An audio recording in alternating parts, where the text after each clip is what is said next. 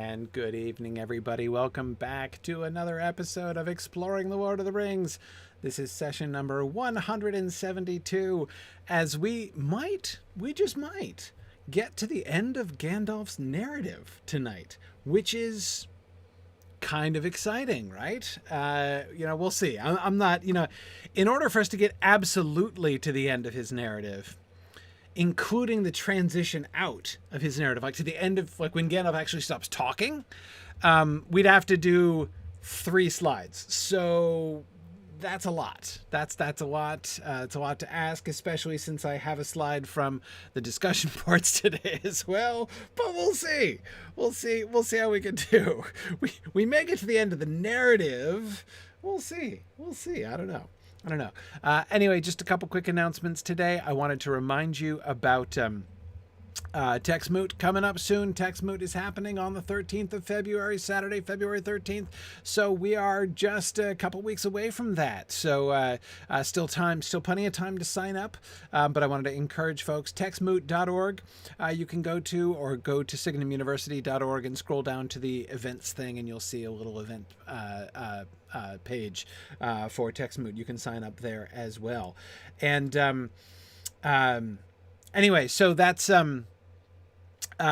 one quick announcement. Second quick announcement, just to remind folks about our new clubs program. I was announcing last week our exciting approval by the Learn Everywhere program in the state of New Hampshire, so that New Hampshire high school kids can actually get school credit in exchange for certificates that you get from our program. So that's a really fun opportunity. But of course, the clubs are a really wonderful opportunity for everybody, whether you're in New Hampshire or not. And of course, all the way down to 3rd grade. So from 3rd grade all the way up until 12th grade, book club, writing club, language clubs, really, really great stuff. And I hope that you will let us know if you're interested. academy@signumu.org to express interest and let us know what's going on. So those are my announcements for today. Let us jump into our discussion of from the discussion board. So this was a nice point by Kazafod about the blessing of Barlaam Butterbur. And Kazafod started off talking about Old Testament blessings, and I agree with you, Kazafod. It does. I don't know if your name should be pronounced with a at the beginning, but I kind of feel like it should because it's even cooler. Anyway, Kazafod, I think it's a really great point. It is. There is sort of an air of Old Testament sort of blessing and cursing there. And I also say Chazafad pointed out that I said, I can't believe, Chazafad, that I said that. I was like, woof, when I read that, that I talked about Pharaoh's dream and said it was in Exodus. Good grief. My goodness, I'm getting old. No, of course that's from Genesis, the Joseph story in Genesis. Anyway, but here is where Chazafad went after some sort of biblical parallels, which I thought were very interesting. But then he says, from the start, I have never truly countenanced the idea of Gandalf applying physical torture to Barlaam. However, a curse on his beer for 7 years, that I could believe.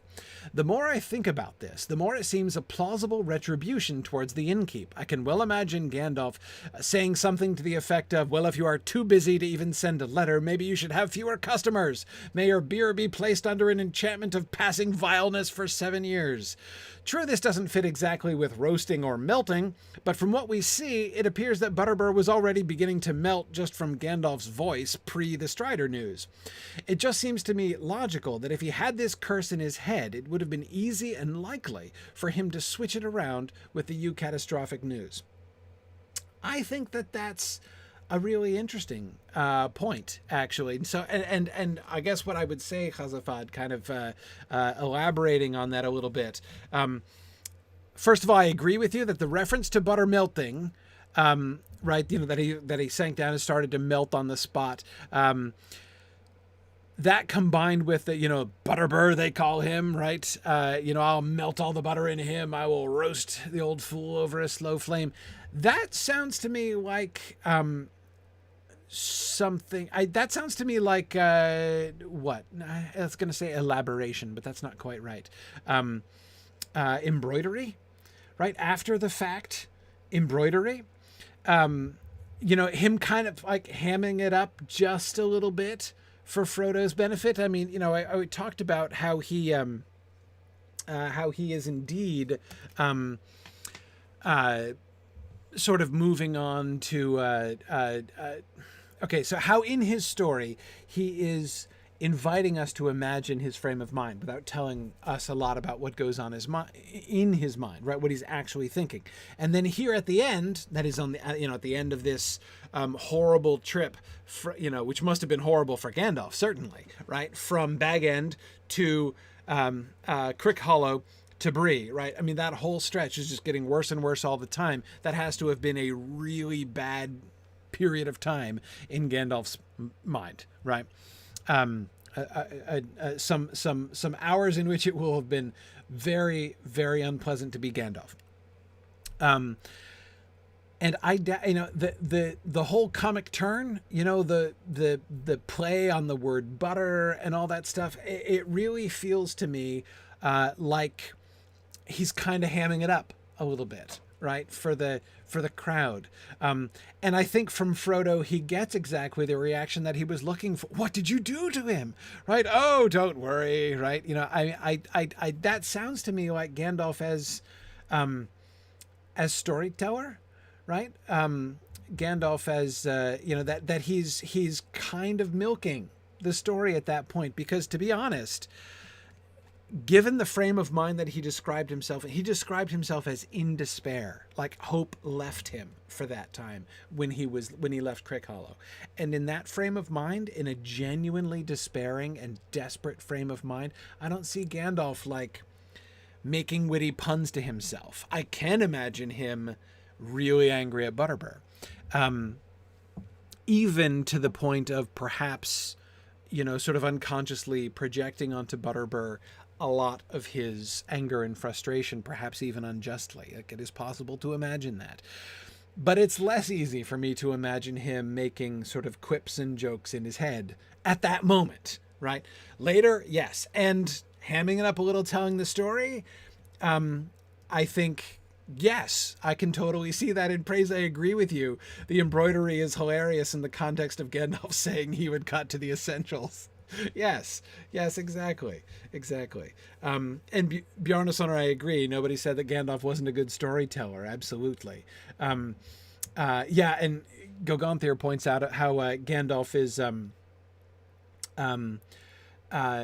is adding some comic relief to the very serious discussions at the council.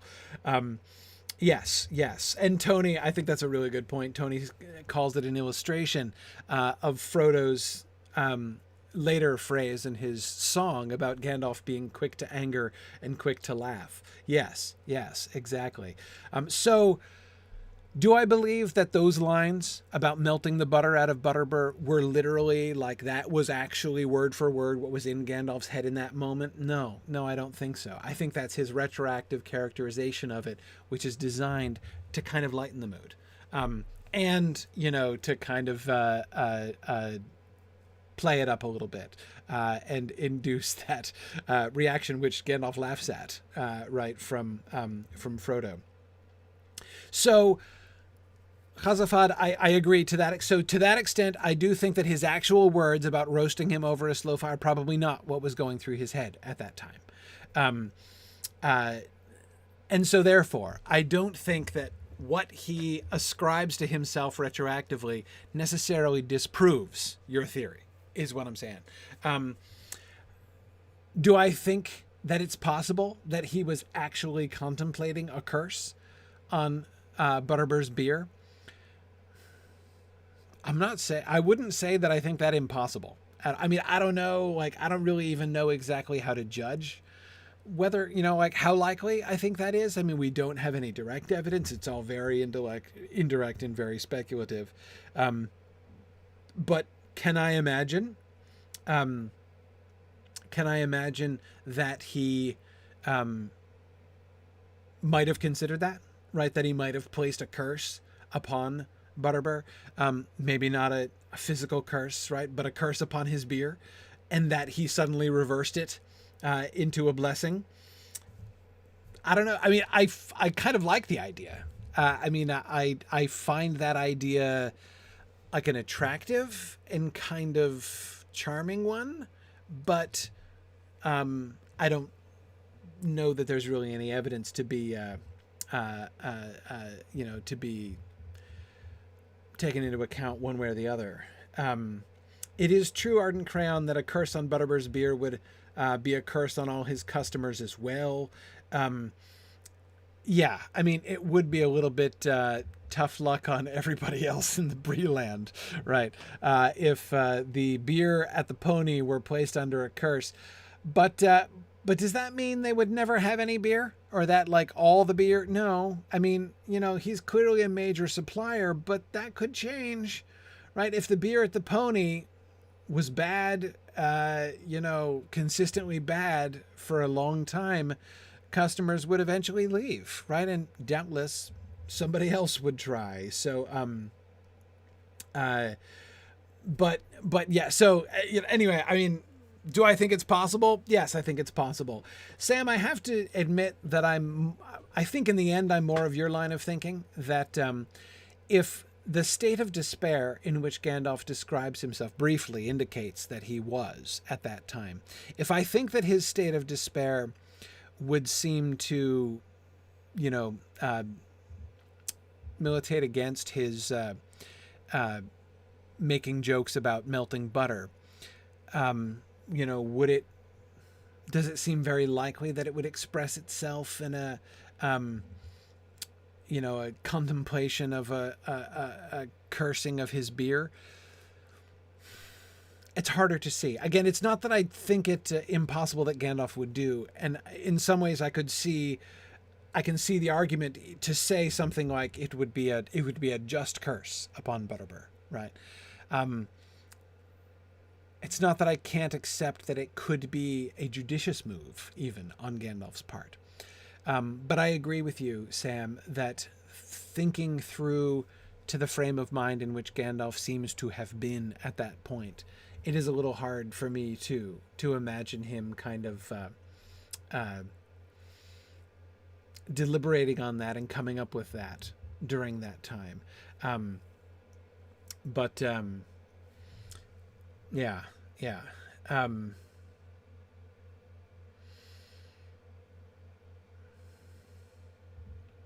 Yeah. So no idea. But I think it's a really interesting theory. So wanted to share it. Thought that was fun. Okay, let's get back to the text. So I stayed there that night, wondering much what had become of the riders, for only of two had there yet been any news in Bree, it seemed. But in the night we heard more. 5 at least came from the west, and they threw down the gates and passed through Bree like a howling wind, and the Bree folk are still shivering and expecting the end of the world. I got up before dawn and went after them. I do not know, but it seems clear to me that this is what happened. Their captain remained in secret away south of Bree, while 2 rode ahead through the village, and 4 more invaded the Shire. But when these were foiled in Bree and at Crickhollow, they returned to their captain with tidings, and so left the road unguarded for a while except by their spies. The captain then sent some eastward, straight across country, and he himself, with the rest, rode along the road in great wrath. I galloped to Weathertop like a gale, and I reached it before sundown on my second day from Bree, and they were there before me. They drew away from me, for they felt the coming of my anger, and they dared not face it while the sun was in the sky. But they closed round at night, and I was besieged on the hilltop, in the old ring of Amansul. I was hard put to it indeed. Such light and flame cannot have been seen on Weathertop since the war beacons of old. All right. Lots of stuff here. We'll get to the movements of the ringwraiths as they're described here in a moment. But he begins by describing he begins by describing what happened to him, and then he goes backwards, right? Speculatively goes backwards in time. So first with what happens. So he arrives there the night after they leave, right? After Frodo and Aragorn and the rest of them leave. And that night he is staying in Bree, and 5 black riders come pelting through Bree like a howling wind, leaving the Bree folk still shivering and expecting the end of the world. The impact on the town is really interesting. I mean, it's a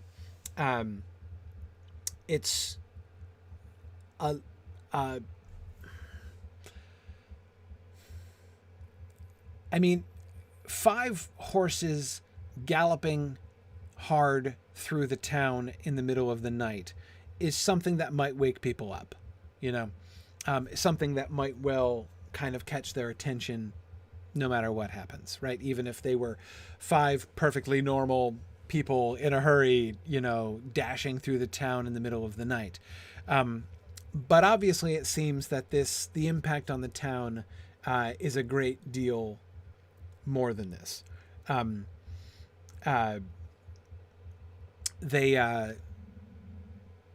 so I'm interested in this. I'm interested in this because it's clear that the Black Riders have been in and around Bree, right? Merry sees one. He sees a Black Rider, and comes under the influence of the Black Breath while in Bree, right, down by Bill Ferny's house. So we know that Black Riders have come in. Of course, Butterbur, you know, they come and inquire at the inn. Butterbur, you know, says that. So we know that they've been in Bree before, and yet it didn't disturb the town like this. It's clear that Butterbur himself was creeped out by them. And others, you know, might perhaps be uneasy, but there was no kind of mass effect on the citizenry of the town like this. So there seems to be some difference here, right? 5 at least came from the west, and they threw down the gates and passed through Bree like a howling wind. They throw down the gates. So they wreck the place a little bit on the way through, and the Bree folk are still shivering and expecting the end of the world. Yeah, Nancy, I agree. They clearly took the spooky power gloves off. Yes, they seem to be exerting their strength here in ways that they haven't been before. Now, why? Why is this, do we think? I'm trying to figure out. I'm trying to figure out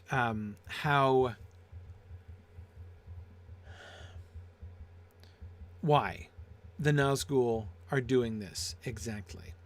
Other than a spite, Turambar says, potentially. Yes, it's true that they don't have reason to conceal themselves anymore. They are in need of haste, I agree. What I'm wondering is if there is reason to think that they are actually strengthened by this. Again, it's more than just... Again, if 5 dudes rode really fast through the town, you know, clattered their way through the town in the middle of the night, it would probably wake people up. People would be feeling uncertain, indignant. If they threw down the gate while doing it, they would feel, what, outraged? Maybe scared when they saw that, right? But again, the way that Gandalf describes not just the immediate reaction as terror, shivering and expecting the end of the world, but the fact that he implies that effect is long lasting, right? He says they are still shivering and expecting the end of the world. Sounds like they didn't just stop concealing themselves, right? They seem to have really laid a full whammy on the people of Bree, as far as if I'm reading Gandalf's words properly. And Tomas and Kit, that is exactly what I was thinking as well. Their strength is in fear. They enjoy being feared. They seem to be strengthened by being feared. Them riding in the middle of the night and creating sort of buoyed up by the fear that they bring to an entire town as they ride through, seems to be part of this. This seems to be like they're buffing themselves, essentially, is how I read that. It sounds deliberate. And I agree, Tony, also that their power is multiplied by their numbers more than just the sum of them individually. So the mere fact that there are 5 of them at once, at least 5, right? Gandalf isn't quite sure how many there were. But at least 5 of them galloping through the town is certainly going to magnify. I don't know if the fear impact of the Nazgûl is technically exponential, with their increasing numbers. That's just what Alia Eru was suggesting there. Perhaps that would be one mathematical way to model it. I'm not sure. But certainly it's like that. It is at the very least a geometric rather than an arithmetic increase in the fear impact of the riders based on their coming together.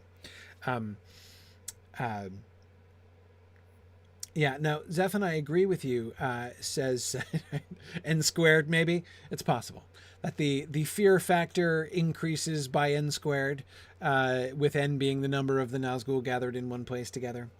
Possibly.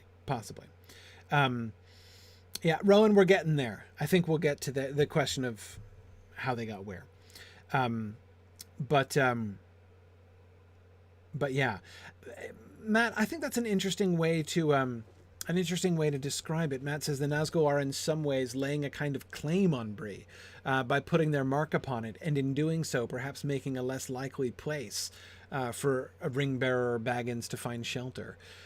Perhaps, or even, there is such a thing as malice and revenge, knowing that they were sheltered here, right? That Baggins was sheltered here, and just wanting to punish them for that. That also seems to me possible. And JJ, yeah, that's in line, JJ, with what you were just thinking of there. It could be they're getting more and more frustrated. They tried the gaffer and that didn't work. They tried being a little stronger with Farmer Maggot and that didn't work. They actually assaulted Crick Hollow and that didn't work, and they got chased out, and now they arrive at Bree to discover the ring is just left into the wilderness. Clearly they're frustrated and need a buff in order to try stage 2. I think that seems to me fair. That things have not been going well for the Nazgûl. Right. And here's where, we kind of come back to the difficulties of the Witch King. We've been thinking recently about Gandalf's frame of mind, right? Gandalf's scope of knowledge at this point, and Gandalf's, reactions to that, and the emotions that he points to, or the emotions that he merely implies. But what about this whole thing from the Ringwraith's perspective, right? We talked about the decision for him, the Witch King, to split his party, right? To send 4 of them into the Shire and himself to wait, and ways in which that could make sense in a couple different ways, potentially. We talked about those before. But those 4 riders in the Shire, as JJ was reminding us, are having a heck of a time. They really are. For all that Gandalf felt that the news that the Nazgûl had arrived not only in the Shire but in Hobbiton, right, before he got there, it's the sign of, it's over, right? It's over. His only hope was to beat them here, hope beyond hope that they're still looking, that they're not able to find the Shire, and that knowing where it is and riding the fastest horse on the earth, he could get there before they did. And doubtless Gandalf's new plan, right, when he galloped like a gale to Bag End, was just to scoop Frodo up and ride with him to Rivendell like Shadowfax's mane is on fire, right? That must have been his plan, right? And yet, upon discovering, but of course he discovers that the Ringwraiths are there before him. This leads him eventually, after Crick Hollow, to despair. But of course we know the truth. The truth is that the Ringwraiths have been thwarted again and again, right? They did find, but they missed him. And then he's like wandering in the wild, and they knew that. They were tracking him and sniffing for him on the road. And he kept saying, these random elves show up? Seriously? Like a bunch of Noldor find him? Noldor, for crying out. A wandering pack of Noldor, for crying out loud, come across him at the same moment that the Nazgûl is just about to snag them And he was. Remember, he was crawling towards them through the grass. And then, of course, you've got the pursuit, the rider up on the bank above the marish and the farmer maggot thing, right? And how close they were to catching them on the ferry. It's an amazing series of frustrating coincidences, and they keep arriving just too late. I mean, this has got to be a really low job satisfaction period for the Nazgûl. Right. And then they arrive in Crick Hollow and they put this place under siege because I'm sure they can tell there's just like one terrified hobbit inside. Right. They finally tracked him down. They finally cornered him. And not only does he, in fact, get away, good old Fatty Bulger, right, escaped, but then, like, they're forced to flee again. Right. It's amazing, Nancy. I agree. It's all in Boethius. It's all in Boethius. What seems like chance, right, is in fact merely a series of unknown causes. Yes. So, anyway, this is all to agree with JJ that the frame of mind of the Nazgûl who are galloping through Bree, it's easy to imagine them feeling spiteful, ticked off, fed up, right, with this whole job, with this whole area. Right? The kid gloves are coming off and they're going to enter their element. They're going to ride through Bree, as one of you were saying, at least theologically uncloaked, right? Or at least, sorry, not theologically. How do you get theologically uncloaked? I'm not sure I want to know. At least figuratively uncloaked. Sorry, I was looking at another comment about theology. Yeah, Fourth Dauntless's comment that if the Nine knew any theology, all their bad luck would have told them that they're the bad guys. Yeah. How to know when Providence might be working against you, right? You've got to think they might want to put that together, perhaps. But you're right. Bjarnason, for them to be uncloaked literally wouldn't be all that impressive, right? They just would become invisible. So yeah, JJ says the Witch King and the terrible, horrible, no good, very bad quest. Exactly. So great wrath is what Gandalf ascribes to them, right? They are angry. They are angry that they have been thwarted. And I would imagine that now I don't know, maybe not. Maybe this isn't true. My question was whether or not the 5 riders who rode through Bree contain the 4 who just rode out of Crick Hollow, right? Who just rode out of Buckland, got chased out of Buckland and are still mad from it. Or are the 5 who ride through the Witch King and the other 4, so this is the wrath of the Witch King, right? Who's just had their failure reported to him. And again, remember, Gandalf's fears help to remind us how unlikely the failure of the Nazgûl in the Shire is. I mean, the Witch King has to be thinking some suitably evil and intimidating version of, are you guys kidding me? Like, he was right there and Noldor? For real? Like, I mean, it's almost inconceivable that they got away. And yeah, Evil Dr. Cannon, I agree. Like, given all their efforts to find the stinking place and then this, right? Oh, man. Yes. Yeah.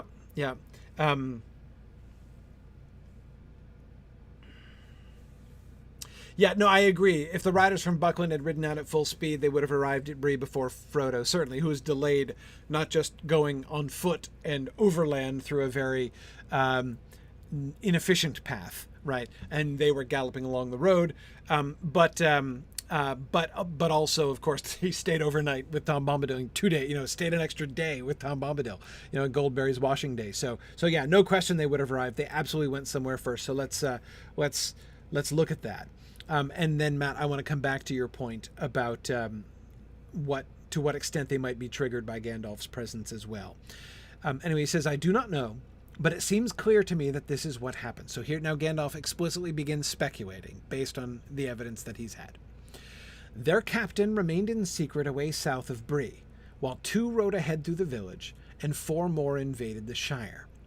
But when these were foiled in Bree and at Crickhollow, they returned to their captain with tidings, and so left the road unguarded for a while, except by their spies. So the Black Riders that Butterbur had previously encountered, that he tells Frodo about, must have been those 2 that the Witch King sent. So he's got him and 8 other dudes, right? 4 of them go into the Shire, 2 go north, 2 he keeps with himself, right? So there's the 3 of them down south of Bree.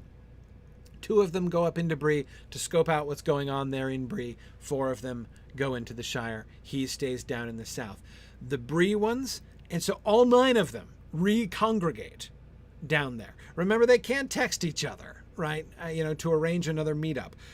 They do their attempt to do their jobs, and then they are to come back and meet the Witch King.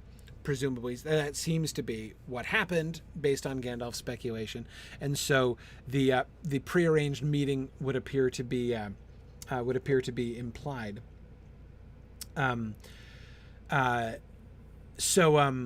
Yes, the riders did not attack Crickhollow until the same night that they attacked the pony. Right, Flammifer, good, exactly. So, although it would have taken them much less time, they didn't start off until significantly later. Yes, exactly.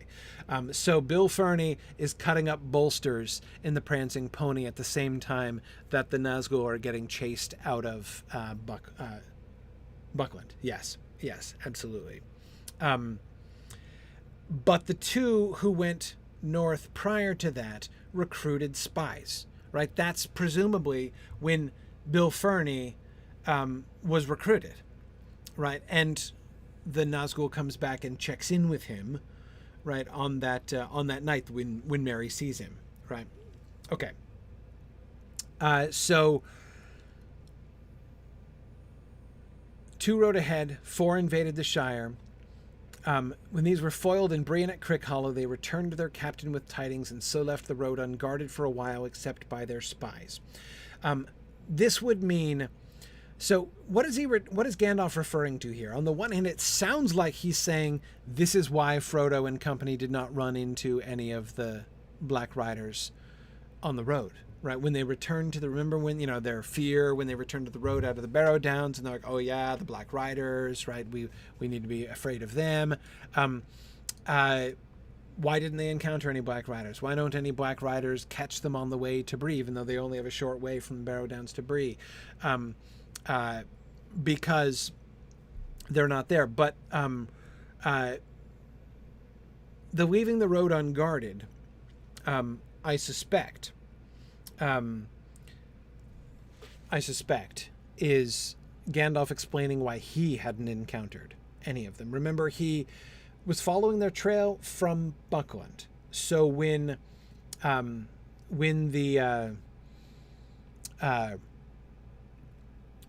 the Black Riders are chased out of Buckland, Gandalf arrives soon thereafter, right? The Buckland is still in turmoil, right? Like an ant hill that's just been kicked. So he just comes, an hour? Hours to minutes after the Black Riders leave, which is while Frodo and company are camping in the parlor there at Bree. Okay. Bjarna's owner, I agree. An interactive maps of the movements of everybody would be feasible and really dang cool. I totally agree. Bjarna's owner, how has this never happened? How has no one ever done that?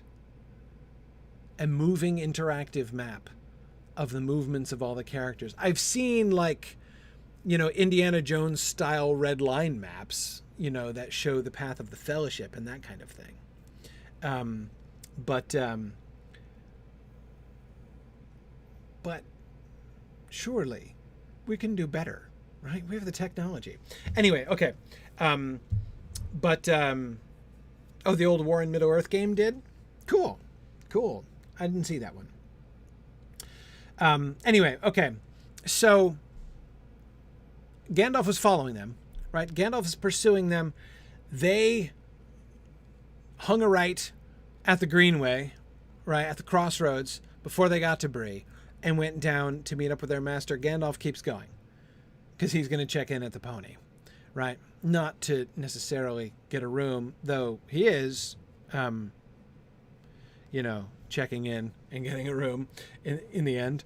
But he wants to, melt some butter, right? So he goes on to the inn.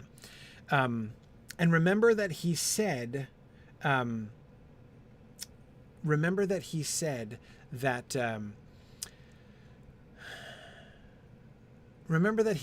that they split up. The riders split up, right? So it makes me wonder, are they all gathered? But he says now here that he thinks they all gathered together. So I don't know.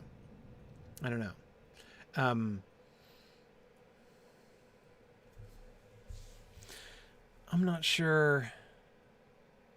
I'm not sure that... I'm not sure how to reconcile those two things, actually. He says that when he was pursuing the trail of the riders, it split up, and he didn't know which one to pursue. Sorry,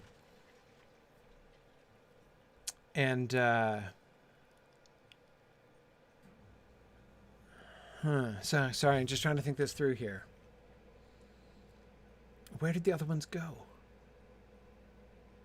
By this account, when these were foiled in Bree and at Crickhollow, they returned to their captain with tidings, and so left the road unguarded for a while except by their spies. The captain then sent some eastward straight cross-country, and he himself with the rest rode along the road in great wrath. Gandalf doesn't know exactly how those were divided. All he knows is that they were divided. Kurtzimus, he was pursuing the riders because he thought they had Frodo. Yes. And so their splitting up was a problem because he didn't know which one of them had Frodo. He had no way to tell. Where did they split? And if they split, where did they go?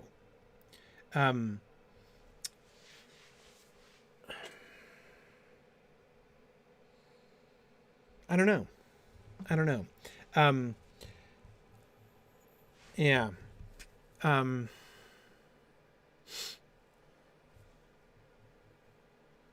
I don't know how that jives with this account that he's giving here.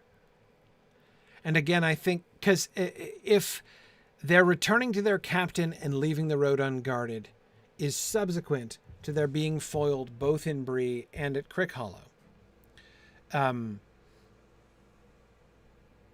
it would have to be like right this very night that he's describing. Again, the only way I can kind of paraphrase that is basically Gandalf saying, that's why I didn't run into any of them on the road, right? But then they came tearing up that night, in the middle of the night.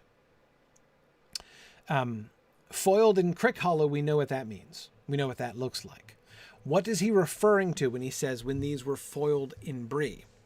I think foiled in Bree means the kidnapping attempt, right? They made a kidnapping attempt, not them personally, they're spies, right? That Bill Ferny and, Quint, Quinn, the squint-eyed southerner, it's not really his name. That's our name for him. Anyway, they did the bolster slashing, right? And as we suggested at the time, I think that was meant to be a kidnapping attempt. That the riders did not seem to, Strider himself doubts that they would attack the inn at night. He thinks that they lack the strength to attack the inn at night. And so anyway, so they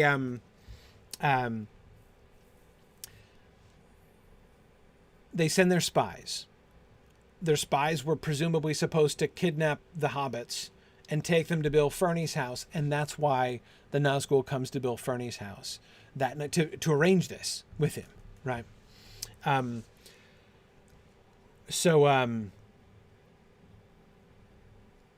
Yeah, okay.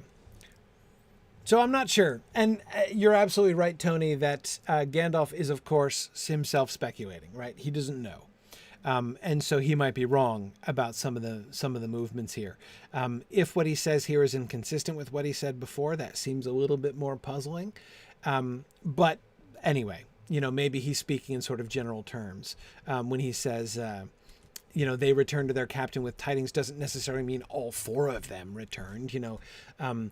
The 4 that were in Crick Hollow were thwarted and they returned, but like maybe 2 of them returned and 2 of them, so maybe they split up north and south, right? North and south, up and down the Greenway. And, but that he's still characterizing, these were foiled in Bree and then they returned to their captain with tidings, right? Which they did, not all of them, but some of them. Anyway, I don't know. So let's move on to what you guys already want to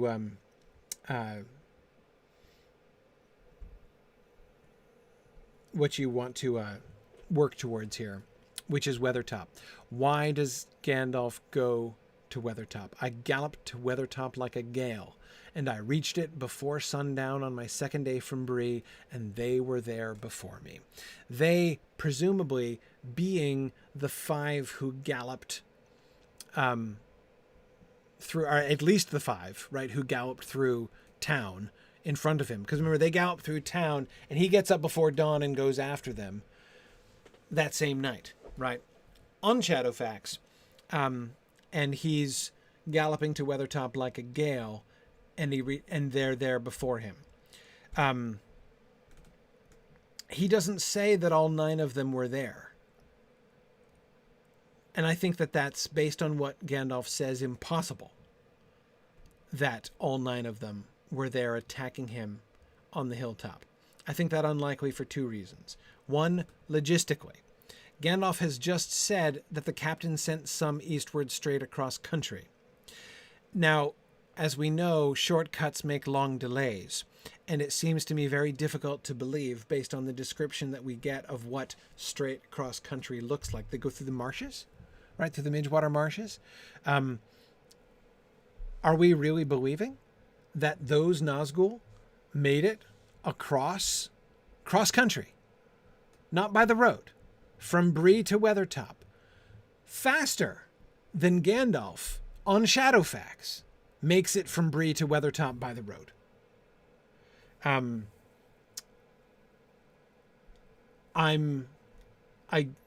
That takes a lot of believing to believe that. I don't think so. And Rachel, I doubt the midges would bother the Nazgûl, though that makes for a delightful mental image, right, of the Nazgûl sort of slapping themselves. They would have to be plagued by spiritual midges, which no doubt they are. But anyway, yeah, so exactly. What do they eat when they can't get Nazgûl? Exactly. What do they eat when they can't get, undead quasi-spiritual flesh? Bright Anger says it actually answers the question of what they eat when they can't get Hobbit. Right? Nazgûl. That's it. Exactly. Though Arden Crayon suggests that the black breath is perhaps the ultimate bug spray. Agreed, though I think not worth it. Arden Crayon, not worth it. I think I would. I'll take the bug bites myself. But yes, Rowan speculates that midges are powerful in both worlds, against the seen and the unseen, which I can believe. I can believe that. I don't have any problem believing that. Anyway, okay. Apart from the comical image of the Nazgûl swatting at the Knickerbreakers as they're going through, I can't really imagine that they beat Gandalf to Weathertop. So the only ones who I think could possibly have gotten to Weathertop before Gandalf, based on what he describes of his itinerary, are those who galloped through first. And he says he got up before dawn and went. He doesn't say I immediately followed them, right? It wasn't like, I'm in hot pursuit that he set off. It was in the night they galloped through, and then before dawn he left. So it sounds like there's a delay.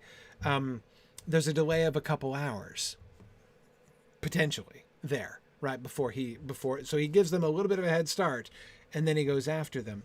I don't think. Remember now, what's Gandalf doing? What is Gandalf up to here? Why is he pursuing the Nazgûl? He no longer thinks they have Frodo. He knows they don't have Frodo, right? Those who came galloping in from the west can't have Frodo because Frodo's in the other direction, and he knows that now. And under the protection of Aragorn, so he has some reason to hope that Frodo will stay ungotten by the Nazgûl, at least for a while. So before he was pursuing the Nazgûl in desperation and in despair, because he thought that they had Frodo. Now he knows that they don't. So why is he pursuing them? Well, again, notice he's not in hot pursuit, right? He doesn't leap into the saddle or the non-saddle as soon as he hears the riders go through, right? But he does, nevertheless, go after them, galloping like a gale. Why? What is he up to? He is trying to draw their attention. They drew away from me, for they felt the coming of my anger, and they dared not face it while the sun was in the sky. Now this brings up the second issue. And I forget that somebody was mentioning this earlier on, but I can't remember who said it. Remember that Gandalf did not think that he could stand against the Nine when they are gathered together under their felled chieftain. He didn't think that was possible. He believed that they would kick his butt. That's another reason why I think there cannot be all 9 of the Nazgûl at Weathertop when he is attacked. Not only because I don't believe that the others could have gotten there that quickly, but also because Gandalf held them off. And he himself doesn't believe that he could have done that. So yes, this is like Gandalf kiting the Nazgûl away. That is absolutely what is going on here. And I agree it's a sensible target. It's a sensible target for the same reason Aragorn is going there, because Gandalf is saying, Gandalf would make for that place. Gandalf might be thinking Aragorn will think I'll make for Weathertop. So certainly if he were trying to meet up with them, Weathertop would be a good place to go to. But I don't think now you're right, D. Schwab. It is possible that Gandalf is wrong. That he faced all 9, and that he faced all 9 and did better than he expected to. It's possible. That's possible. But again, I don't think so. And yeah, Tony, you're right. The Witch King did have history with Weathertop. Yeah, he did. Anyway, okay. Is Gandalf going to Weathertop because he's hoping to meet up with Aragorn? I say no. No, I don't think he is. I think that if Gandalf could do the scoop into the saddle and ride off with, Frodo thrown across Shadowfax's back in front of him and ride like the wind, yes, I think he would do that. But he knows it's not really likely. And if he stays and waits for them, the most likely thing is that, the 9 riders gather together, entrap the lot of them, and ambush them all. And again, Gandalf has expressed that he does not feel confident about how that would turn out. So that he sees himself now actively playing the role of distraction, and spoiler, even potentially sacrificing himself. He attacks them, right? He comes after them in order to attack them. They drew away from me, for they felt the coming of my anger, and they dared not face it while the sun was in the sky. He's challenging them. right? And he goes up into this defensible place, but he allows himself to be cornered as well, right? While night is coming. And they closed around at night, and I was besieged on the hilltop in the old ring of Amansul. He has their attention now. And yes, the longer they're occupied with Gandalf, the more time Strider has to get them to Rivendell. Absolutely. Brandon says, we know Gandalf is picking a fight here. Does he choose Weathertop because it's defensible? Yeah, sure. I mean, I think that that's part of it. Yes. But also a place that they're going to look for. And they do. They do make for Weathertop. He finds them already there when he gets there. Yeah. So, okay. So Gandalf's plan is distraction, even self-sacrifice if need be, but distraction, right? And to draw them off. I was hard put to it indeed. Such light and flame cannot have been seen on Weathertop since the war beacons of old. And I love the memory there, Tony, the recollection, like, why were there war beacons on Amansul before? Well, you know, in case the Witch King attacked, right? So yeah.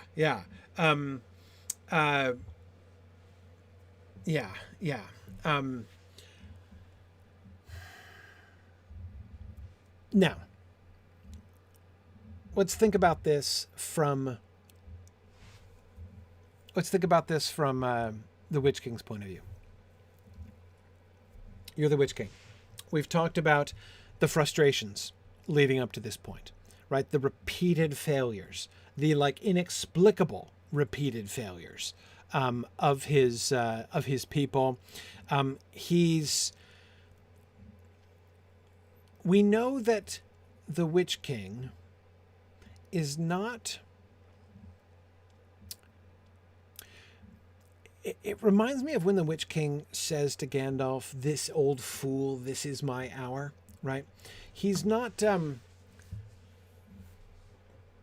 completely oblivious to this kind of effect, right?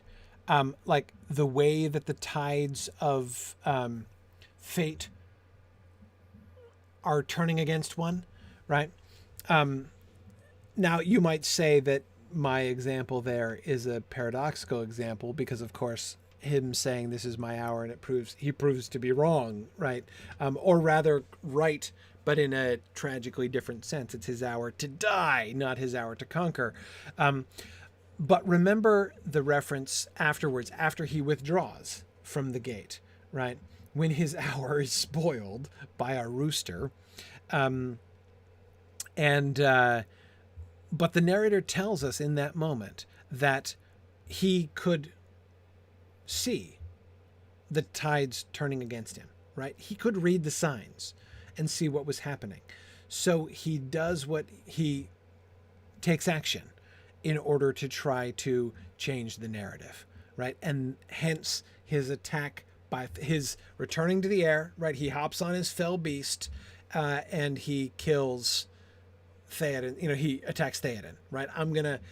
His triumphal entry into Minas Tirith was spoiled by the horns of the Rohirrim.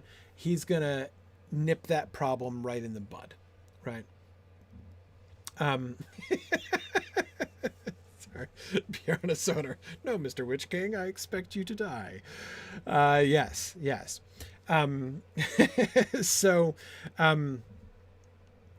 So my point is, I think that there is some evidence that he looks at stuff like this. The Witch King looks at stuff like this. Like, what is the direction things are moving in here? That he can read the signs to some extent, right?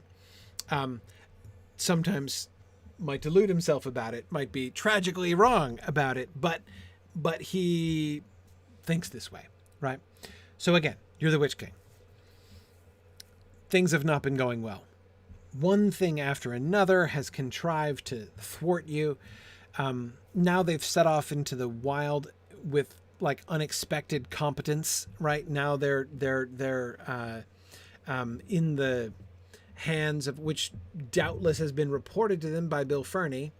Right, so the Witch King now knows that, he doesn't know who Aragorn is. Right, so Aragorn is an unknown quantity to him, but they found some kind of aid. Right, and now they're off in the in the wilderness. So and then Gandalf shows up. Gandalf shows up on horseback, and not just any horseback, right? I'm sure that the Witch King is also aware that he looked like he was foaled in the dawn of the world, right? That's this is a big deal. This is a big deal. Now, what does this mean? I mean, this was hard enough already, right? He is having a frustratingly difficult time pinning down these hobbits in the wild and coming to grips with them, right? And now they seem to have gotten some aid. Great. That's annoying, right? But now Gandalf shows up, and here's Gandalf pelting along the road. What's he doing? What's he up to? Turambar suspects that Shadowfax must have some presence in the unseen world as well. Yeah, I mean, can the Nazgûl see Shadowfax? Maybe they can. They must perceive him, right?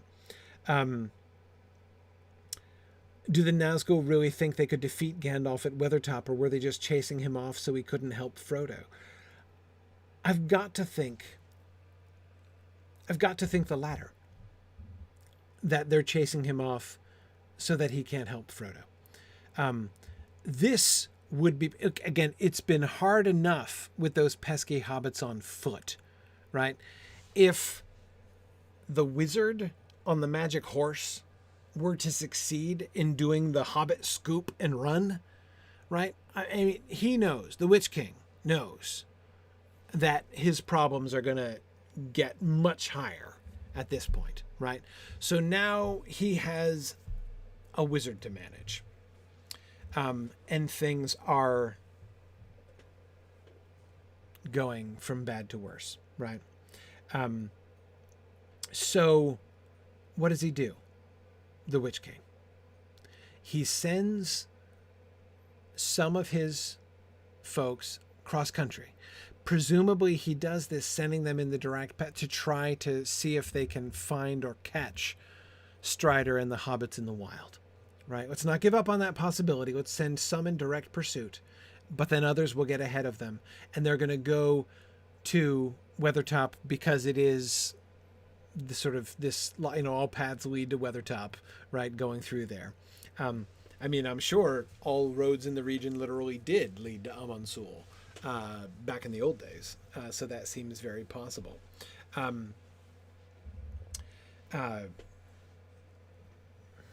Yeah. Have they been east along the road yet? Or maybe they're also scouting for a bridge or ford the party would be forced to cross. You mean as to why they're pelting off along in that direction? Yeah, I think they're trying to get ahead of them and work backwards. And they believe, rightly, that in getting to Weathertop, they have gotten ahead of them, right? But just when they're prepared to do whatever they have to, I mean, there are several choke points that they have here, right? I mean, remember Frodo and even Aragorn's anxiety about the road to Rivendell, right? I mean, there's some very likely candidates for ambush, right? It is not at all clear that they are going to succeed in making it through. And had the Nazgûl been completely undisturbed, it seems very likely that they would have caught them. They've got, let's call it 4 coming up behind, right? They've got the 5 on the road who get to Weathertop, and had there been no Gandalf, what would they have done? Maybe left 1 or 2 at Weathertop, had the others continued up to the last bridge, right? And take up posts there, so that now, which in fact they do. We know they do in fact take up posts at the last bridge, which is exactly what Aragorn is suspecting, that the bridge is going to be held against them, right? So they're coming up behind, they're standing in front, they're just waiting to close in on them in the dark, right? enter Gandalf. And Gandalf wrecks the entire thing. Right? Gandalf goes galloping off. Gandalf goes galloping off. Gandalf fights them and then goes galloping off, and they chase him. Right? They chase him because if he stays around, he can undermine their ambushes. Right? I mean, they don't want him to. I mean, remember, these hobbits have been slippery at the very least. Right? They want to take the wizard out of the equation. Right? The wizard on the magic horse out of the equation. So he sends 4 riders, which he judges, and apparently rightly, to be sufficient to keep Gandalf on the run. Again, this is another reason why I suspect he was not fighting all 9 of them, because 4 are sufficient to chase him off. Now, he wants to draw them off, so running away is part of his plan, right? But still, had Gandalf been able just to turn around, easily kick the butt of the 4 riders who were pursuing them and go back to help more, presumably he would have done that, which would have been even better, right?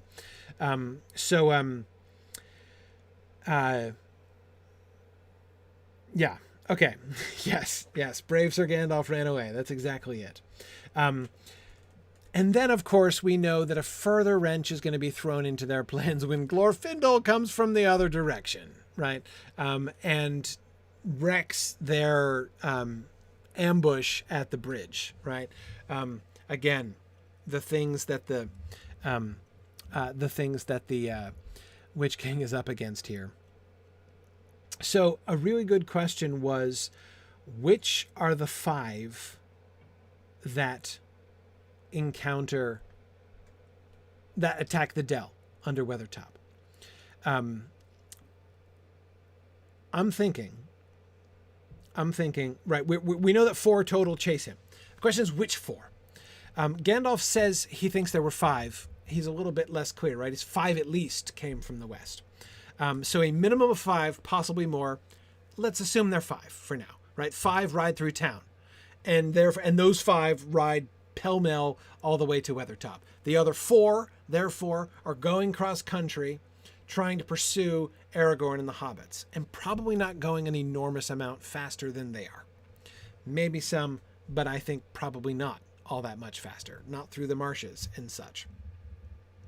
So we're imagining these 5 have gone along the road. Those are the ones that Gandalf fights with, right? Because the other 4 are coming along behind.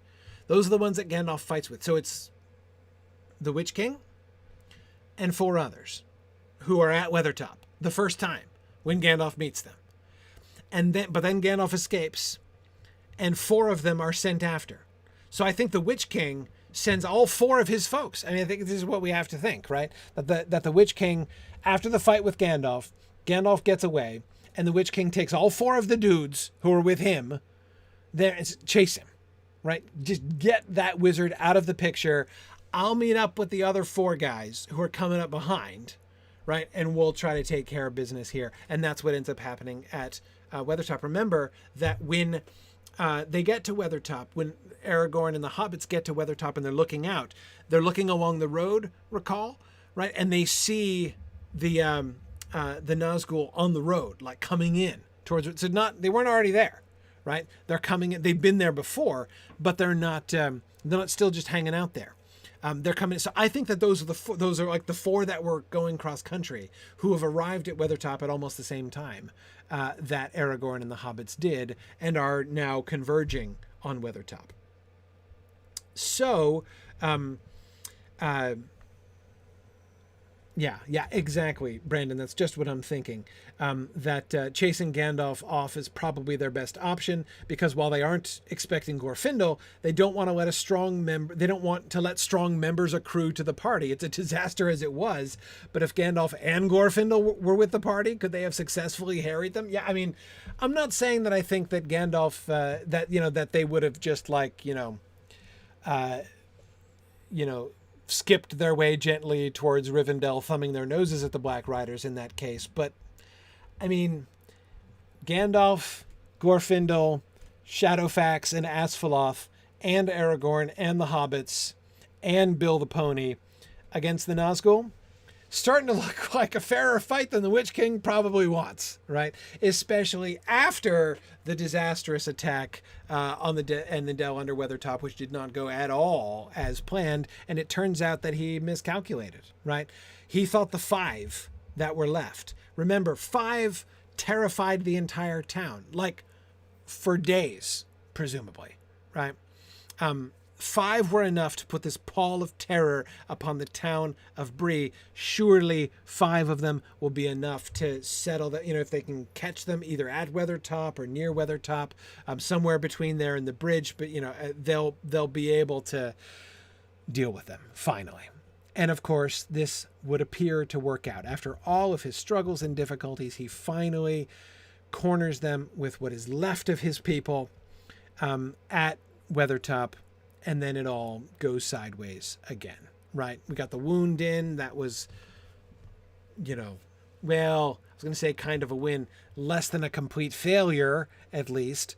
And off they go. So that's why I don't think the Witch King was hanging out at Weathertop when they arrived, because he was going to rendezvous with the others. And that's why they're coming down the road. Towards Weathertop when they see them from the top of the hill. So the 5 that attack the Dell on Weathertop are not the same 5 who would have attacked Gandalf before. Those, and I too, I forget who said this. I also, yes, Fourth Dauntless, I'm imagining that Hamel was, one of the 4 who, unless Hamel was leading the 4 who went cross-country, that yes, he sent Hamel after Gandalf seems to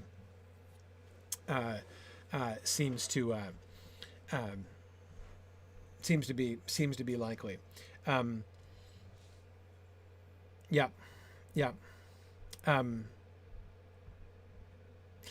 Turambar, I agree that the sentence "on foot, even Aragorn and Glorfindel together couldn't withstand the 9 on horse" implies that it's close. Right, that it's not like a complete no-brainer, right? Even on foot, not even they could do it, right?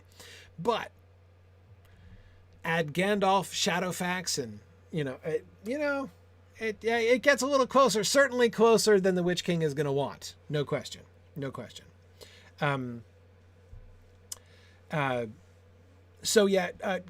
I don't think we know for sure where the Witch King went after he sent off the 4 that were with him to chase Gandalf, but I think he can't have stayed. I mean, they didn't find him there on Weathertop, or they'd have noticed, presumably, right? So he must have left Weathertop, probably in order to, liaise with the 4 who were catching up with him.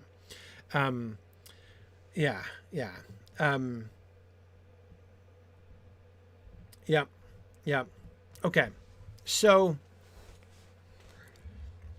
I think that works. I think that, and then, but then again, of course, Glorfindel, so then the Dell of, the attack on the Dell under Weathertop fails, and now they're hanging back and they're trying to figure out what to do next. And then the Elf Lord shows up, right? Again, with the Noldor. Seriously, there aren't that many Noldor on the continent, but like half of them are running around here, interfering with the Nazgûl, as if the wizard weren't bad enough. And I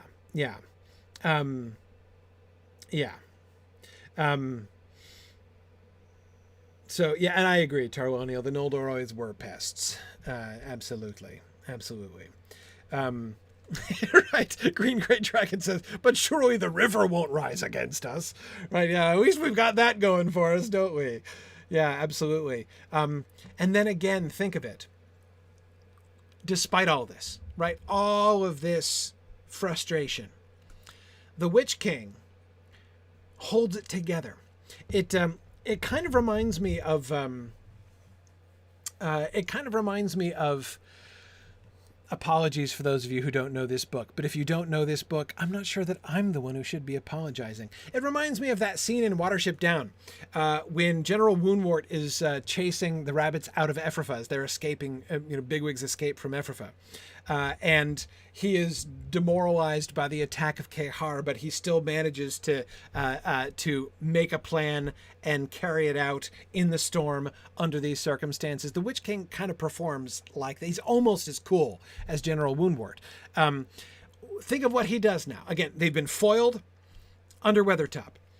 Now Glorfindel, this elf lord, is in the picture. They've gotten the hobbits and Aragorn have gotten across the bridge, right?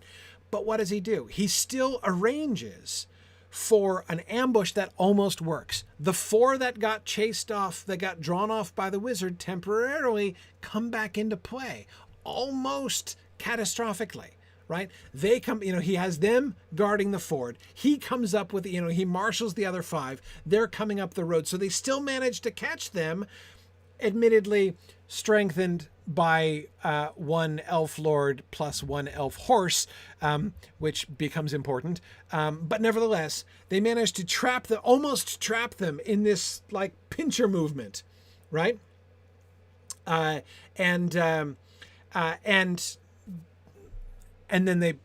then he, like the elf horse thing, right? So he just escapes. So the 4 that are coming down don't quite manage to, because they did not see Asphaloth coming, right?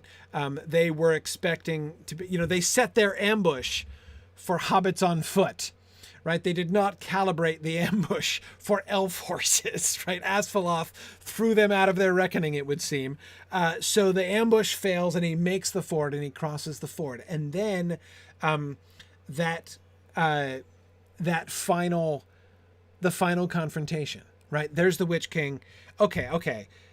Things have gone very badly, right? But look, I've got him. He's right there. And of course he can see. The Witch King can see.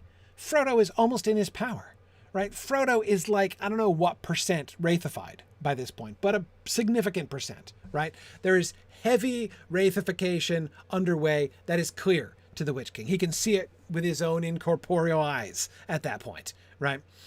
So he knows Frodo is almost in his power.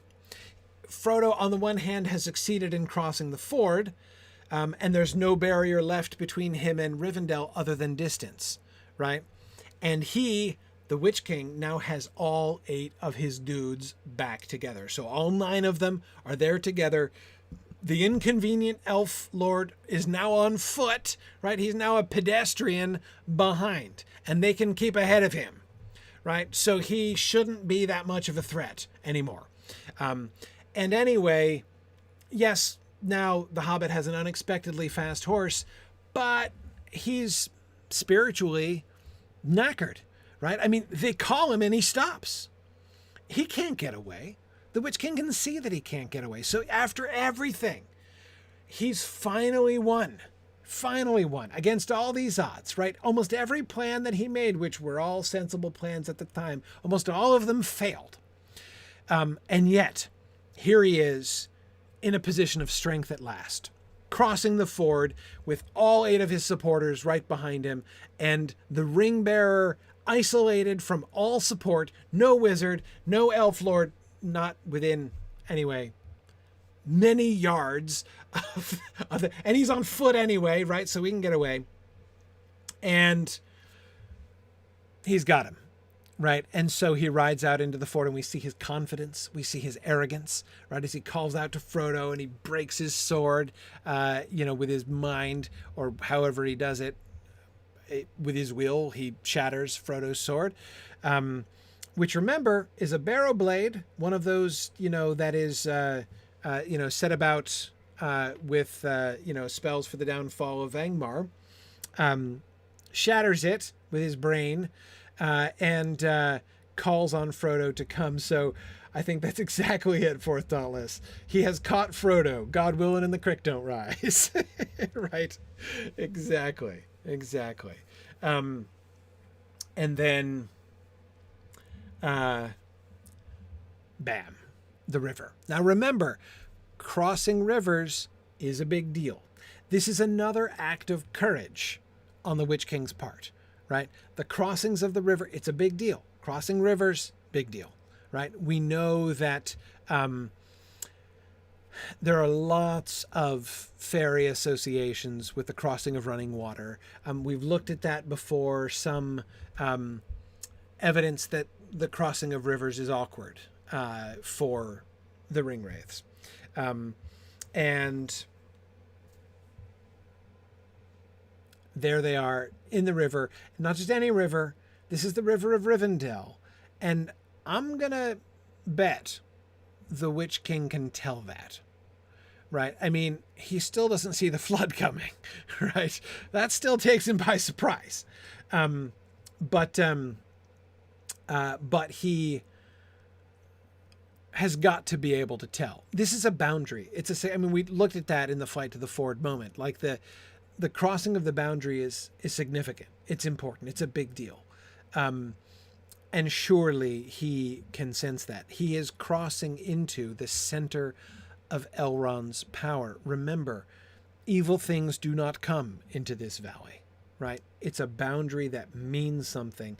And here he is crossing it, right? Defiantly. And then, bam. Yeah. Gilgunther says he's getting a mental image of the Witch King as Wile E. Coyote here, every plan blowing up in his face. Yeah. Yeah. Yeah.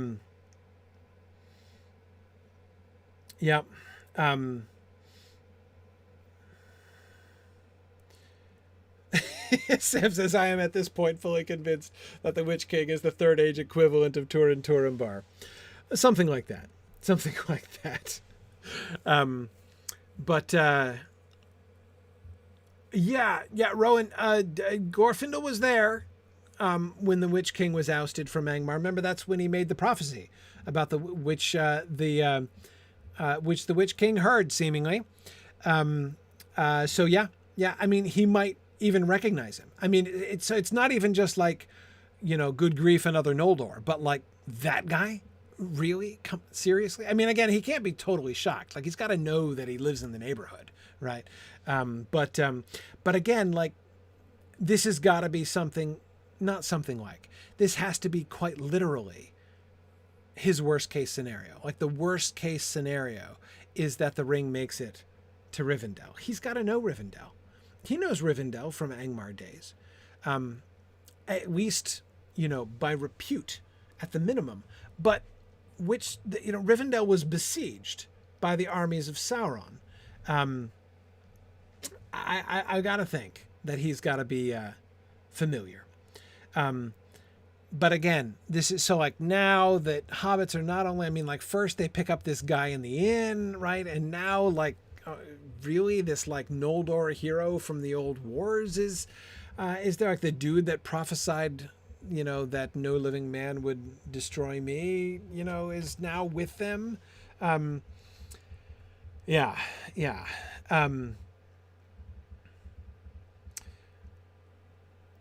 Fourth Dauntless points out that it is striking that the Nazgûl are subject to some of the same rules as Dracula, difficulties with running water and less powerful under daylight. Yeah, no, it's not an accident. I don't mean that there's any reference in either direction. I just mean that both of them are based on the same sort of set of fairy legends and folk legends. Yeah.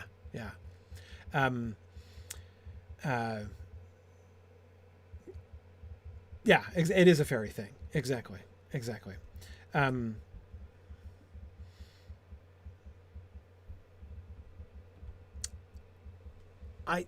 The evidence does suggest that Glorfindel's prophecy adds to the Witch King's confidence, but I don't think that means he's happy to see him. Exactly. But yeah, sure. I mean, confidence he has. The Witch King does have confidence. And, boy, does he need it during this whole sequence, right? So everything I was going to say everything started going wrong when the wizard shows up out of nowhere. But yeah, so why do they attack Gandalf? There's another reason, of course, why they might attack Gandalf at Weathertop, apart from the whole let's not let him join up with them. Let's keep these separated here in the wilderness. Thanks very much. That I don't doubt is a factor as well. But also, they don't know for sure where Frodo is. Is it possible that Gandalf did do a scoop and carry? Could he have the Hobbit with him? And here I can't help but remember that in the early drafts, Gandalf did have a Hobbit with him on this ride. That he brought the great Hamilcar, that is, Fatty Bulger. Fatty Bulger, whose original name was Hamilcar, which is awesome because it means that his nickname was Hammy. Which I kind of love, actually. But it's okay. And Odo, Odo makes an appearance too. Sometimes it was Odo, sometimes it was Hammy. So Fatty Bulger gets picked up by Gandalf and used as a decoy. So like Gandalf is riding past the Black Riders in Bree and he's like, I've got the Hobbit, right? And off he goes. Hamilcar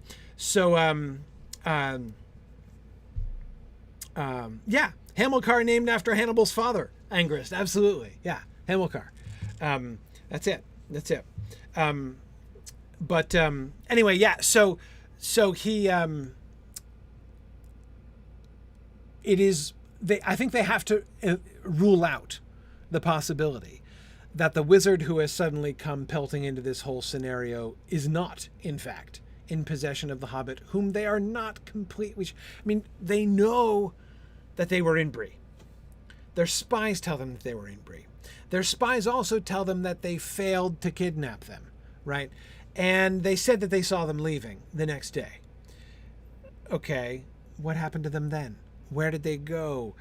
Is it possible that they did a double back or, hit off and that they sent the other hobbits as decoys across country while the other one waited for Gandalf because this wizard shows up? What is that, a coincidence, right? This looks like a plot, right? This was probably the plan all along, that this Strider dude takes the other, the red shirt hobbits off into the wilderness on a decoy mission while Gandalf comes and takes the handoff and plows straight away towards Rivendell, right? What could be more plausible than that? So they've got to rule out that he's got the Hobbit. And this, I suspect, is another reason why they don't seem to fight to the death. They closed round at night and I was besieged on the hilltop. I was hard put to it indeed. But they don't kill him. He doesn't kill them, right? They fight to a draw that night and then they let him go. Again, it would make sense. It would make sense that they would do that if in the course of the attack, the Witch King were able to ascertain, he doesn't have the ring bearer with him. Right. This is a solitary wizard, right? Doubtless an inconvenient variable in this equation that suddenly popped up. So let's remove him if we possibly, because we've got to isolate that variable, right? Get him over to the other side of the equation. But he clearly does not have the ring bearer in his possession, right? So if you think about it, what film Arwen does in fact do with Frodo is kind of more or less exactly what the Witch King seems to be worried that Gandalf might have done, in a sense. Not like at Weathertop after the attack, but the whole scoop and dash thing. It's possible that they're worried that Gandalf is going to take and claim the ring, but I'm not sure if that's their primary concern. I gotta think that they know that Gandalf knows, right? Gandalf seems to have not taken the ring already for whatever reason, which doubtless they cannot understand. I wouldn't doubt that they think him quite a fool, just like Saruman does, for doing that. But I would think they would already know that Gandalf at least has not done so yet. But who knows, how this fits in with his plans. Gandalf's plans, I mean. Yeah. Yeah.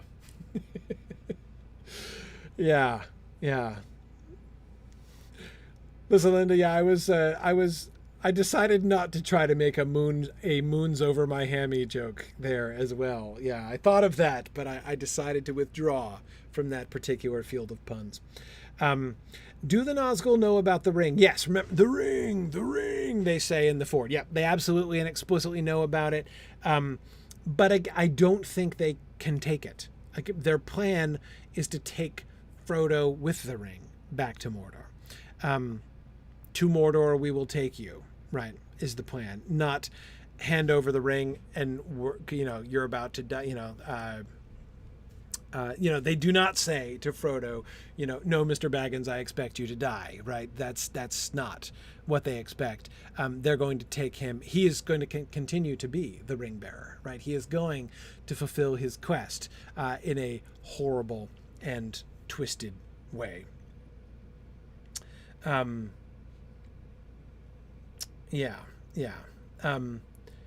the Nazgûl think that Gandalf is held by Saruman until he shows up here?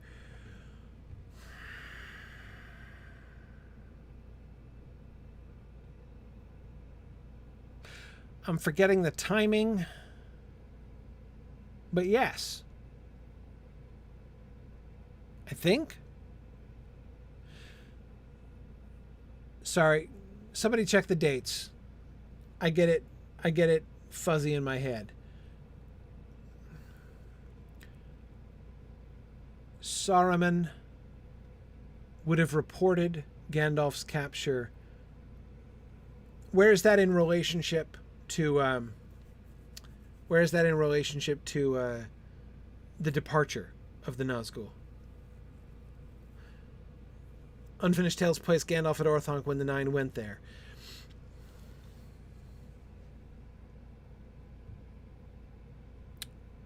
Right.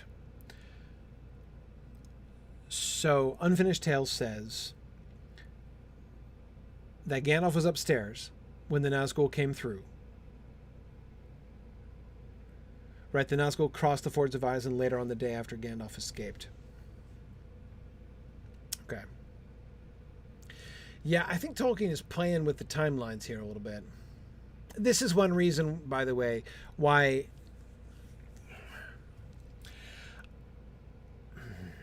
I don't want to go so far as to say that I distrust the day-by-day chronology of Appendix B. But I will say my faith in it is imperfect. It is clear from the manuscript evidence that Appendix B is, I almost said Gandalf's attempt, Tolkien's attempt after the fact to try to finalize and perfect the it's like reconciliation of the timelines. He had a heck of a time. And he kept having to add days here and there and subtract in order to make everything work out. It was hard when the events of the plot were unfolding in ways that he didn't know or understand, and like he had to continually balance and readjust and fix things. He was doing a lot of balancing and shifting as he went along. Once everything was done, he goes through and does Appendix B and seems to try to reconcile everything.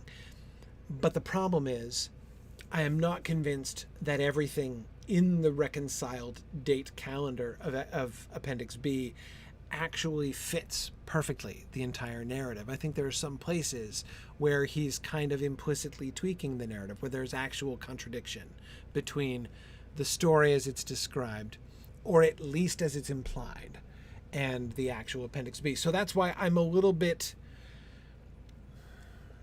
That's why I have not been making charts of Appendix B, and Flamifer, you will have noticed I'm a little bit resistant sometimes to bringing the Appendix B in as precisely authoritative.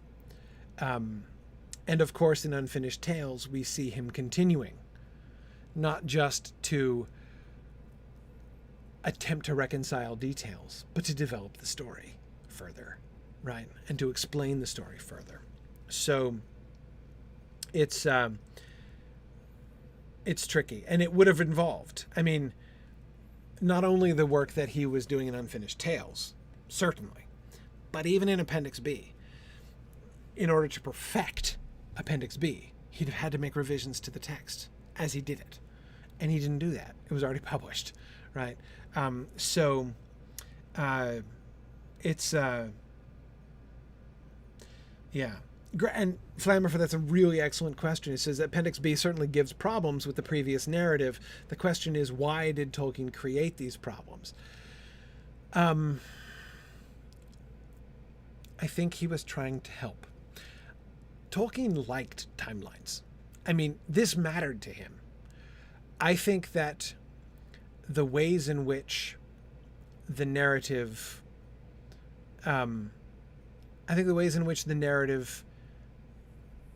it was so complicated trying to adjust it and readjust it, and like in different like versions of different chapters, and to go through and make sure that the complete manuscript that he has contains the corrected versions of each one of the passages. And remember, he's not got a word processor here, right? So this is a complicated process involving sheets of paper, already written over in lots of different directions. Really hard to keep all that together perfectly. Much easier after it's completed and parts of it already published, to go through and write up Appendix B. So his drive to write up Appendix B, honestly, I kind of put it down to his neatness impulse, right? His desire to have everything set down fair and square with no contradictions. He wanted to finish the job of smoothing out the timeline and making everything work. In the end, there are places where there is tension. I'll put it that way, where there is tension between the timeline in Appendix B and the details in the narrative. Tolkien was himself, I think, not bothered by that. Exactly. Glorfinthalion, that is exactly what I was going to say. I think that one of the reasons why Tolkien could sleep at night, despite the fact that there was this tension between the Appendix B timelines and the narrative, is this is the world that he lived in, right? You can chalk it up to manuscript variants, which of course was literally true. Like, he had multiple variants of his own manuscript, right? But yeah, I'd be like, if it's okay. If it doesn't all work out, that's fine. So that's why I think when it comes, so Flammerfer, again, coming back to your question, why do Appendix B at all? Why create these problems? Because he has a choice of two problems, right? There are two imperfect outcomes. Outcome number one, no Appendix B, right? Don't write Appendix B. Just leave the narrative as it is, where the chronology is imperfectly fleshed out, right? And that was clearly nagging at him, and he wanted that done, right? But at least there's no tension, right? There's no bigger problem that he's created by doing this, right? Or option B, you write Appendix B and you have one version which you are confident. So you can go to the bank, right, and say, okay, Appendix B, so mote it be. That's the chronology. Even though it no longer fits with. So on the one hand, you've got no really good chronology, no really consistent chronology, but at least a consistent narrative.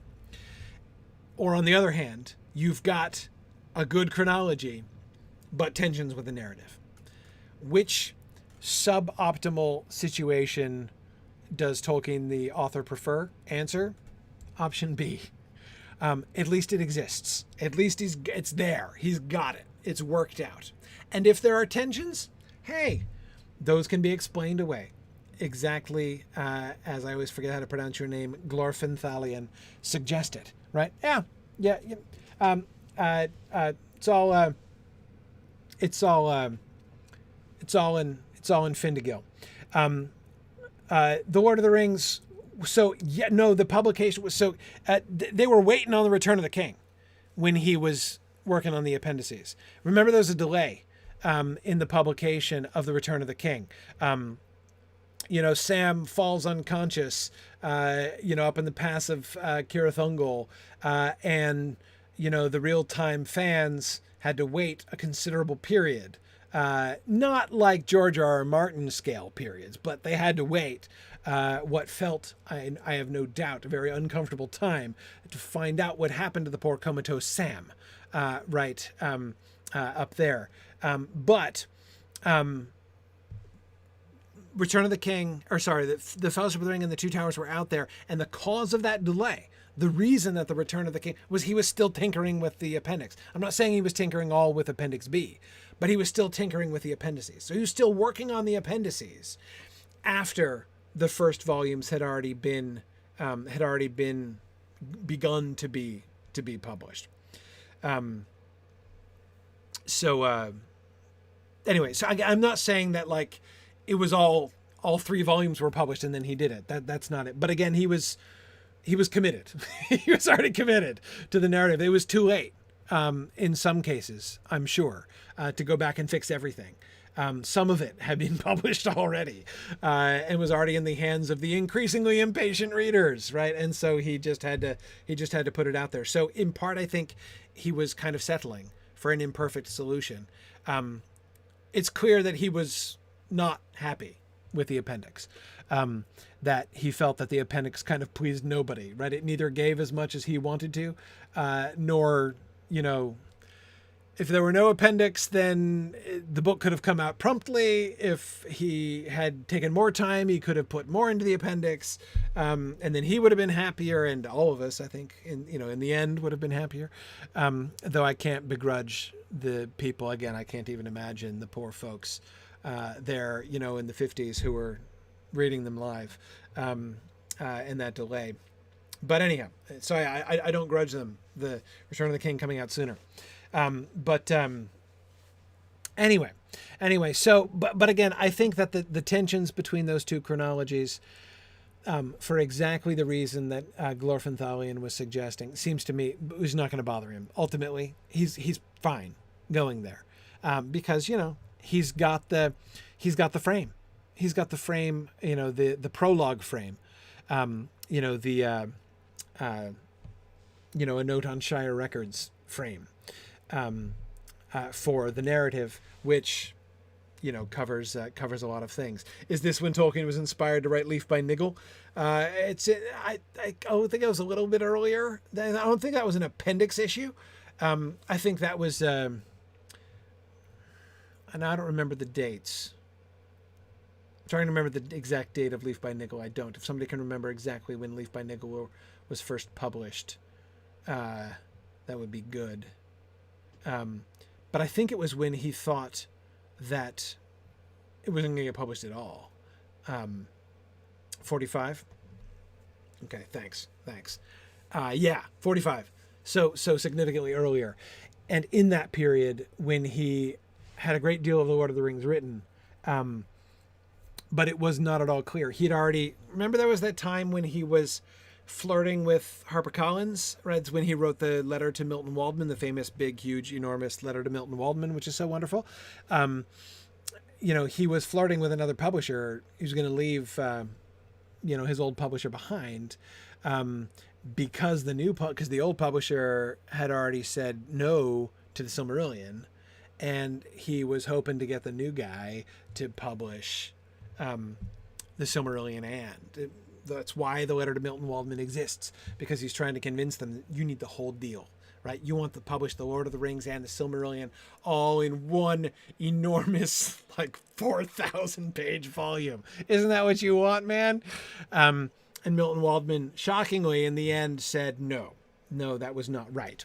But at that time, he had said no to the other, to his old publisher. The new publisher had now said no to him, and so it now looked like nothing was going to happen of it. So I think it was right around in that time when he was doing all this stuff, and it was not clear that any of it was ever going to get published. I think that's when he wrote Leaf by Niggle. HarperCollins is the British publisher. It's Houghton Mifflin that's the American publisher. That's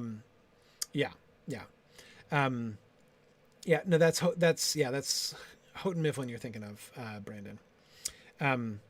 Yeah, good. JJ is quoting that line about from his letter of 1955, wishing now that no appendices had been promised, and talking about how their appearance in truncated and compressed form will satisfy nobody. You can tell that's exactly the passage I was just thinking of when I was talking about that, JJ. Very good. Thank you.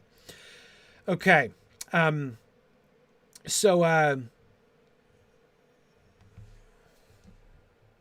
Well, that was a lot.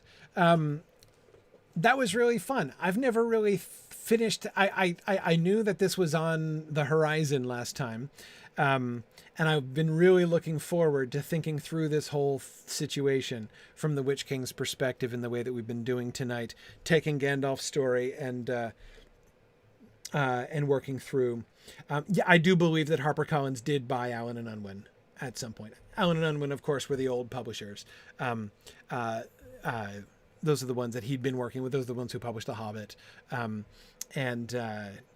of course that he finally was reconciled to. And that was the eucatastrophe for Tolkien, right? When HarperCollins and Milton Waldman in the end said no, and it looked like nothing was going to happen at all.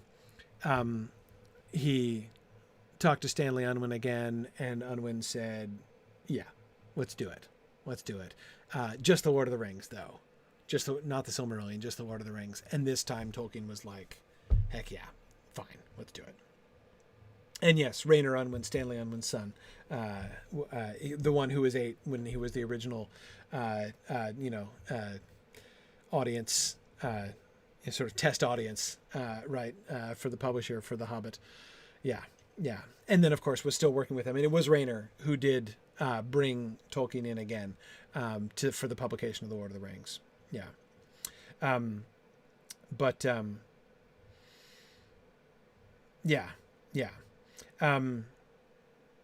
What's our class count on the Council of Elrond? I think we have hit a year by the calendar, Fourth Dauntless. I'm pretty sure. Wasn't it?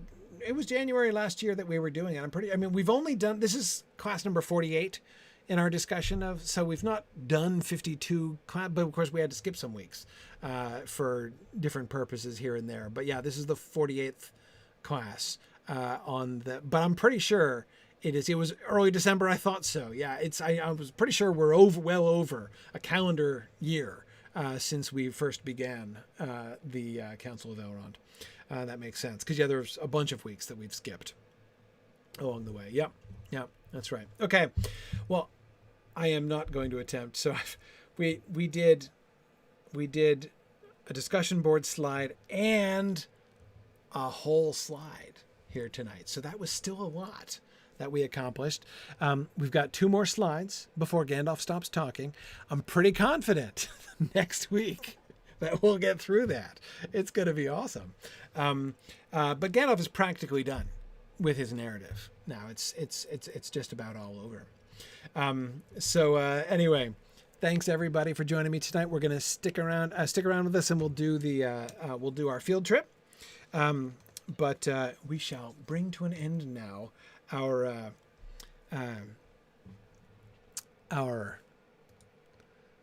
narrative discussion.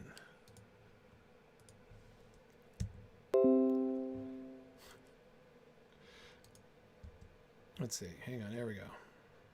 Yeah. No, go away. Well, stupid Windows message. Okay.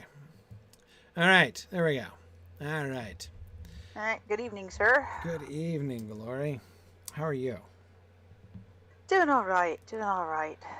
Excellent. Well, I think tonight we're headed back to Blomgard, and from there we're going to head. So I'm just looking at the map here again for a second. Not that map, but there are Ravani and never mind. I'll just keep going out until I get there. Ravanian map. Vales of Anduin. Here we go. Okay, there we are. So we're going to head back to here, to Blomgard, because that's the closest I can get to it. And then we're going to ride just down the road here, because we finished exploring this whole area up here. And we're going to gallop down to Duskenvale and check out the village down here, whatever this place is on the road to Lothlorien. It's the only part of this area that we haven't seen. Then we'll go back across the river and up towards Rosgobel. Don't know if we'll get to Rosgobel tonight or not, but that's going to be the plan. All right. Excellent. So, and I think I've got, yeah, I still have Blumgard on my milestone here. Let me reinvite you again. Ooh, just made it before I vanished. Yeah. All right, I'll meet everyone in Bloombar and then I'll... There we go.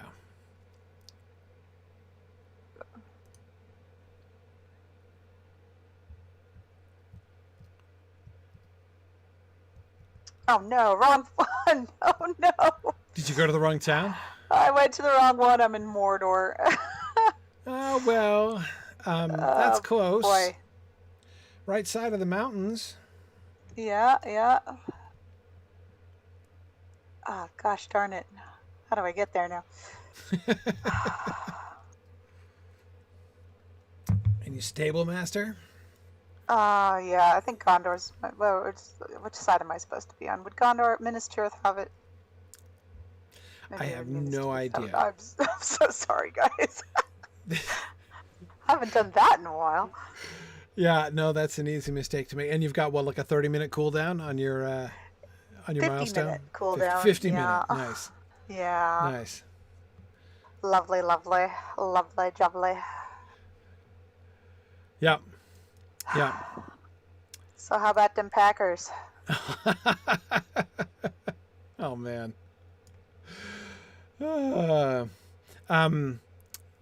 Yeah, I was sad. I was a little sad, Yeah. I have to admit. Yeah. Yeah, I know. But you know. I feel this pain. I'm a fan of the Bills. Yeah, that was even more sad.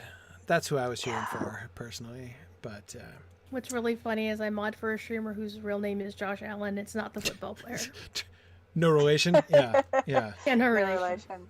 yeah, yeah. So it's No. funny when that guy trends worldwide on Twitter. We're like, Josh. Right. They're Yeah. all about you. Yeah, exactly. Oh, I am having a time getting there. I'm so sorry. I Uh, don't suppose can anyone can has a summons. Can I rally horn you? What happens? Yeah, I mean, would that work? Or that might work better, It honestly. should work, yeah. I've got a rally horn, I think. What do? I just blow it? Yeah, right click it and it should ask you whom you want to invite. All right, there we go. Oh. Great. I'm going to invite Linus. There we go. So- I'm blowing my horn. I've been keeping that rally horn against just such an occasion. I shall not fail your call. There we go. Excellent. Okay. Excellent, excellent. Okay. And Valori, could you please add me to the fellowship and add me to the Yeah, group what that we're name? in? What handle are you in right Kiressa, now? the one in red. Kiressa. Yeah. There we go. I gotta convert to raid. There we go. Frumius Bujum said the Great Council convenes was December 10th, 2019. That was Yeah. Sounds when we about started right. the Council of Elrond. And I have to even this out a bit. Okay, I think we're quite balanced there. Cool. All right. All right, let's head out and see what we see. So tonight I'm going to try to stick to the road because the road should take us there, right? Unless we see anything cool. Right. Normally I go herring off across country, but that seems unlikely. So let's... Because I'm not charging off to see the river this time. Right, Yeah. there's the lowlands across the way. Oh, mountains are looking nice tonight. Yes, they are. Looking less misty than usual. Wait, now entering the Glandin Fields? Where were we before? Just Blumgard?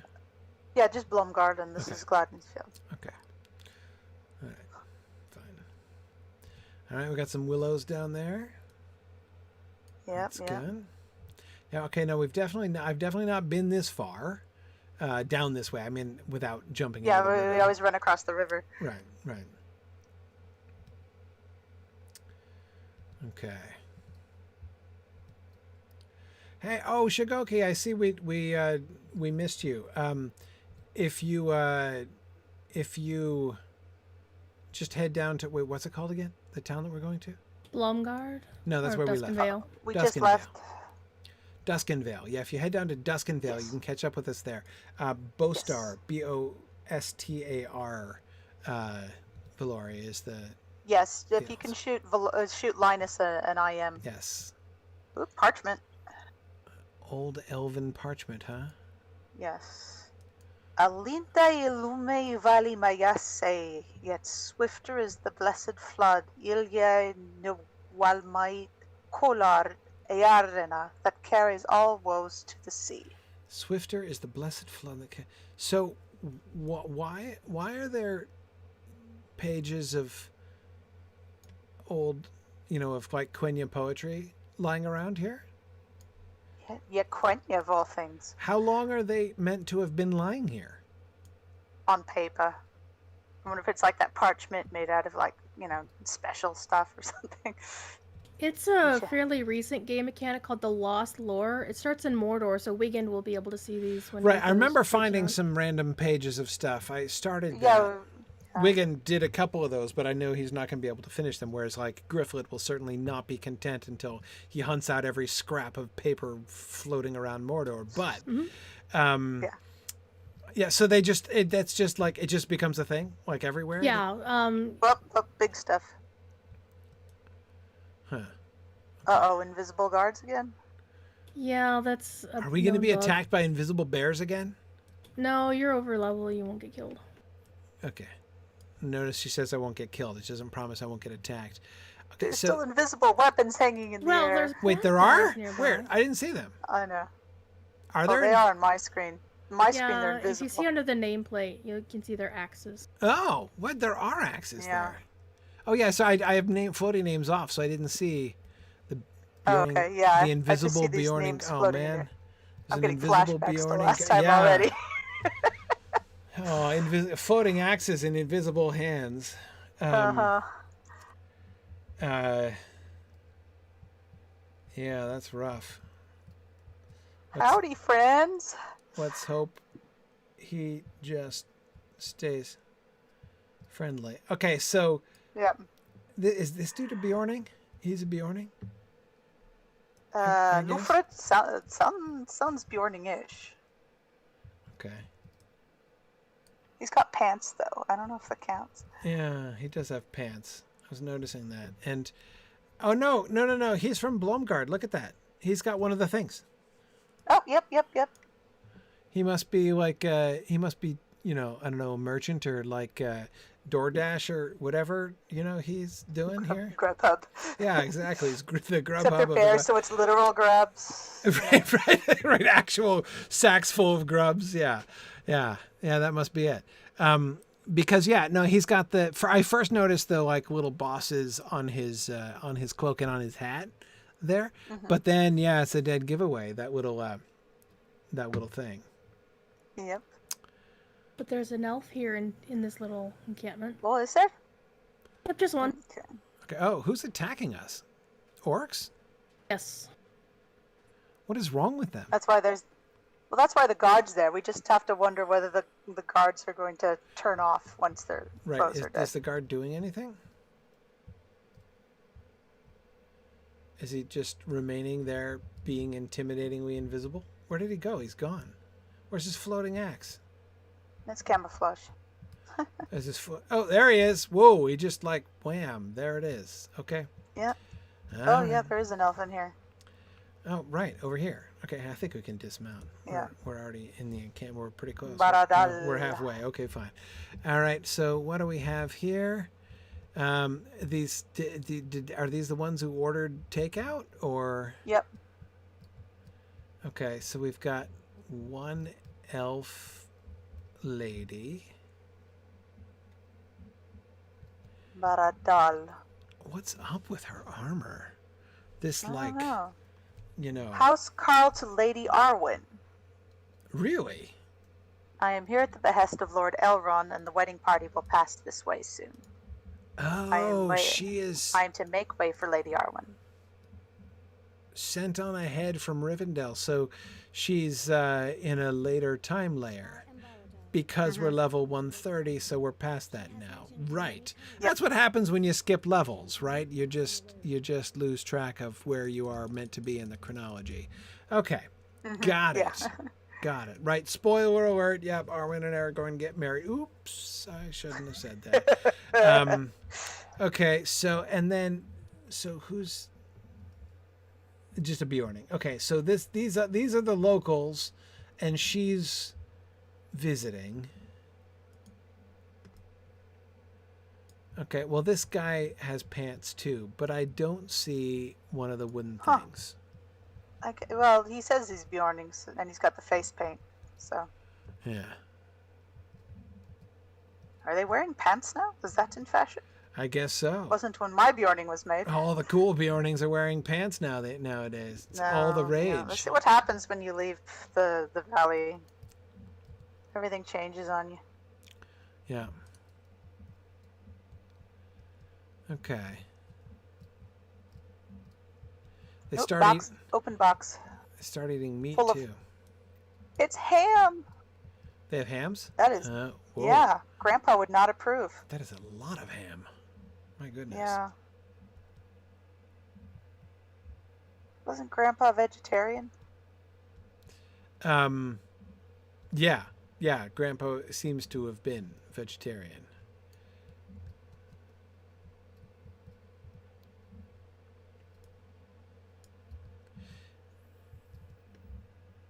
Question is what they it's just so like I don't know, it's youngsters rebelling perhaps. Possibly so. Yeah. That's All right. Okay. Let's. I'm gonna sneak past this axe and hope for the best. And that axe. Oh my goodness. Okay.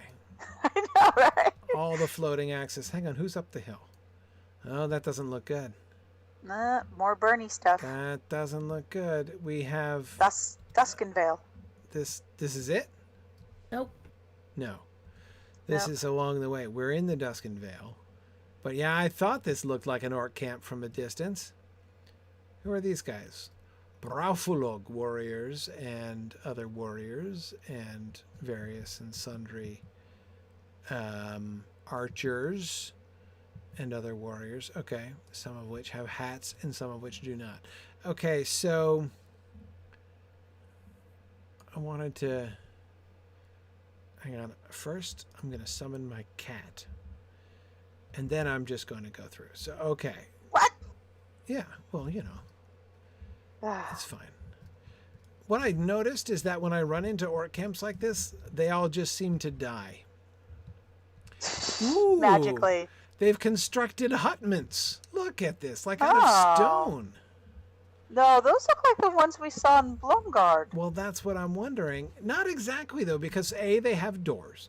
And B, look at this. So this skull, I'm trying to figure out if this skull is worked into the stone from the beginning or if it is a later aesthetic addition added on by, It is really hard to imagine them actually building these. The huts. Huh. I mean, I don't ever remember seeing orcs doing such a thing. They've certainly gotten a lot of supplies. Oh, look. They did order from Grubhub. Yep. Yeah. Yeah. Those fire ends are like those sausages wrapped in wax or something. Like the really fancy one that come with that white powdery stuff on the outside. Yeah, I don't know. I prefer not to speculate because I doubt that, it's like the sausage made from I dare not guess what creature. Which well, that's all sausage. I was going to say, yeah, let's actually not even talk about that anymore. But the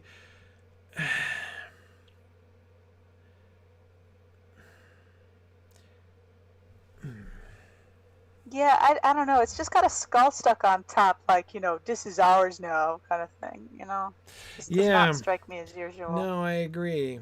These were like grain stores? All of the... Yeah, more random bones. Like, that's the femur protruding Like they've just stuffed it into the door jamb there. That's really... It's like how my kids hide candy wrappers in the couch. Right. They just don't want to get up and throw it away. Right. Oh, snakes It's on like, sticks. oh, there's a hole. I'll stick the bone in there. Yeah. I'm still trying to figure out at what age do your kids stop handing you trash? I still haven't reached it yet. My oldest is 17. I still get handed trash. I think it's when you physically can't get to the trash anymore. Like, that's my only hope at this point. Right. More snake on a stick, more snakes on a stick, yeah. More actual grubs from Grubhub. I can't imagine that the orcs made these. I can't imagine it. They're too well done. Yeah, I mean, it's not that I don't think the orcs have the technology to be able to handle this kind of a hutment. Were they, in fact, inspired to make hutments of this kind? But they look too old, not the orcs, the hutments, look too old. Yep. These do not look new, and I can't imagine these orcs have lived here for centuries. No. That is probably not true.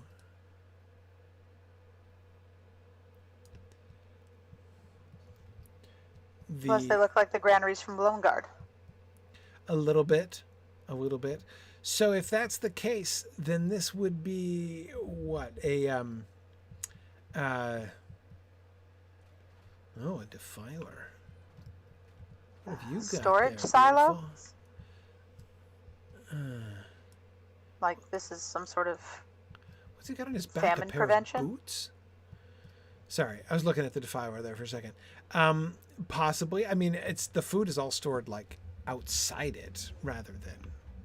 Doesn't mean these guys know how to use it properly. Or maybe they already ate what was inside. Right. Yeah, so... So orc huts or primeval dwellings of the ancient people who lived here? They're much more crude than the hobbit holes, so they would clearly predate Smeagol et al. I'm trying to remember. There are the little sheds, right? That we saw in Blomgard, as you say. I agree, JJ. It isn't necessary to believe that they predate the hobbit holes. I know the answer's in Duskenvale. Yeah. Well, okay. Let's keep going. Let's keep going and figure out. See if we can figure this out. See if we get any more hints from Duskenvale itself.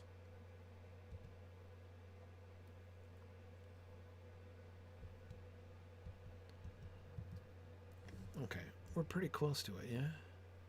Yeah. Okay, huh.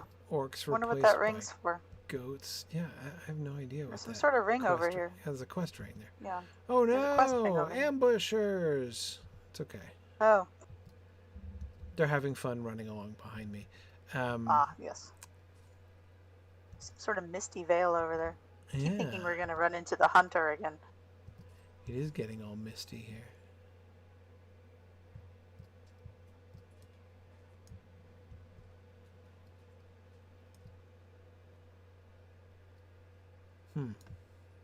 Let's see.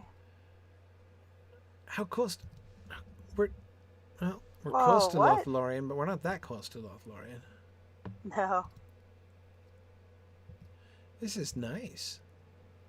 I can see why it's called Duskenvale, though. It always seemed like dusk in this kind of cloud cover. Yeah. Is that a... Oh, it's a crow. This is like... it's like Bull Run on a wet day.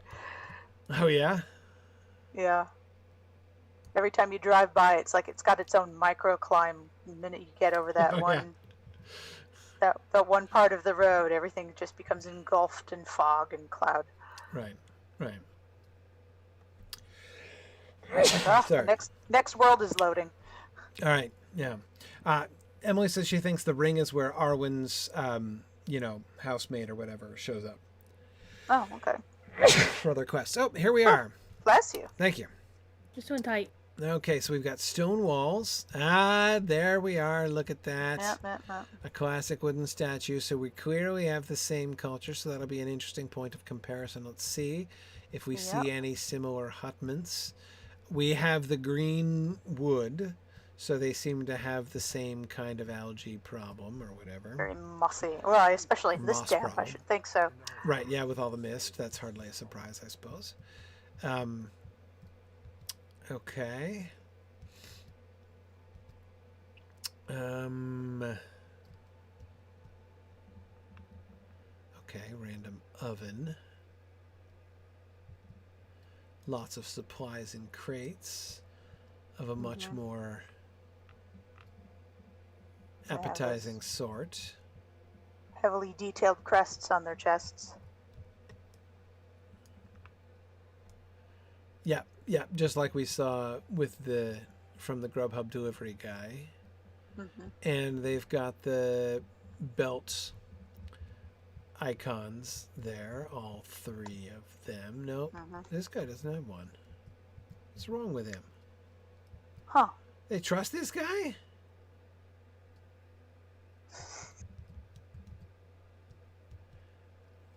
Pretty sus, as my children would say. He seems important, though. He has his own plaid. This guy? Mr. Supplier? Yeah, look. Yeah. He's got his own tartan pattern.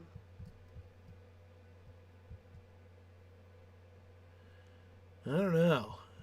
I don't trust him. Oh man, look at the spread over here. We got prime rib and turkey and some sort of vegetable stew. Oh, I missed the meat stuffs. Yeah, you're right. Oh yeah. It looks like a good prime rib. It does. Huh. Well, but no little talisman, so can he really be up to any good? I don't think so. Let's see how about this. See, Well, she's supplier got indicates one. he's not from around here. Maybe not. He's got it around his neck. Yeah, Your lynx is killing the sheep. My lynx is killing the sheep. Knock it off. It's gonna get you kicked out, man. That's sheep rude, killer. man. That's rude. So this guy has the same plaid. I wonder if they're related. I can't banish my lynx. You put him on peaceful. Oh, I guess I could do don't that. kill the sheep. Don't kill the sheep. You could right click his name and dismiss him there. Yeah, that would be if I could right click. Oh yeah. Yeah, that's my problem. That's okay. Well, I can't say. Let's see. Let's return to master. What's the peaceful mode? Passive mode. Passive. Yep, there we go. Okay, passive mode. It'll only attack sheep if the sheep attack you first. Right. Which now I can't rule out because now these sheep over here are going to be like, "You killed my father." No. Okay. To die. Yeah, exactly. Okay, so very similar to Blomgard all round. I think it's even greener than Blomgard. And okay, no, there's the windows. I was going to say, looking at this house, I'm like, I don't see the windows. There they are. There's the windows that we were noticing. Yep. The nice, the sort of upper scale windows there. Blue bottle glasses. And same old. So similar marks of the Bjorning culture that we saw over there. Yep. Who's up the hill? Somebody's outhouse, somebody's tower. But I noticed they don't have the stone granaries that Blomgarden has, so I'm wondering if the ones at the Orcs are like they took all their food supplies. Yeah, I'm wondering. I mean, I was noticing that too. Is that a silo? Looks Where? Right. I don't know. Oh yeah, looks like a silo or a watchtower. No, because it's got a silo because it's got the arm and a pulley out. Oh, that's right. It does have the pulley out there. Top load the silo. Why does it have a roof under that though? Well, it's inconveniently located, truly. I think they must have built the extension out, and then like they're like, hey, let's build a living quarters with the silo, and We somebody practically live here anyway. practically live here anyway. So and I know the doorway is really small. if we They build can a shove stuff through. if we build a house under the silo, true, it will prevent us from accessing the silo anymore, but it'll be in every other way so much more convenient. Yeah. Makes me think maybe it's not a silo anymore. I think so. Maybe I mean, it's been maybe, repurposed. Maybe it's a converted watchtower now because the only thing that could go through there is probably messages. I think it's a former silo that's now a trendy artsy studio apartment. Oh, yeah, the kind with the bathroom down the hall and Mm-hmm. you have to live on a futon. Mm-hmm. Yeah, like you find in an old converted mill building and that kind of thing. Yeah. Yeah. Exposed brick. Yeah. Love it. I think that's probably what that silo is. That old lady standing in front of it looked, fairly hipster. I think, not really. She rents it out to the college kids. Yeah, probably so. That probably would explain it. This is a really adorable What is she doing? named pig that this woman has. Noffer? Noffer, the pig. Oh, love it. Okay, she's trying very hard and repeatedly to cut her own fingers off, apparently. As far as Is she I carving can tell. something or sharpening? I hope she's not sharpening it for poor Noffer. Oh man, that would be grim. No, she's Dingle fled. seems to be doing something to it. That thing. But it kind Maybe of she's does like- look like she's sharpening it, honestly. On a piece of leather, yeah. Yeah, I think that this bodes ill for Noffer. Oh dear. You're a stone cold lady, Inglefled. It's a grim picture. Grim picture of the realities of farm life right here. Yeah. That's why you don't let the kids name the animals. Yeah, like Especially Noffer. cute names. Yeah. Yeah, here's Dad over here explaining to the kids why Noffer's going to go to a special pig farm where he's going to be happy. That's right. So We're kids, gonna I have good celebrate news with and pork bad chops. news. Right? Yes. Interestingly enough, she and the two kids have the little symbol. He does not. Oh, really? Okay, so I have one possible explanation for why this guy and the supplier don't have it. If you look closely, he has a large size boss in the middle of his chest there, right at his collar. But if you look at the bottom, there's a little tail hanging down, which looks just like the tail that hangs down under the wooden symbols. So I think it might be under there. Like it might like be this is hanging armor? there. Yeah, well, it's like around his neck, but tucked into whatever the big metal boss. It's like the big metal boss thing is on.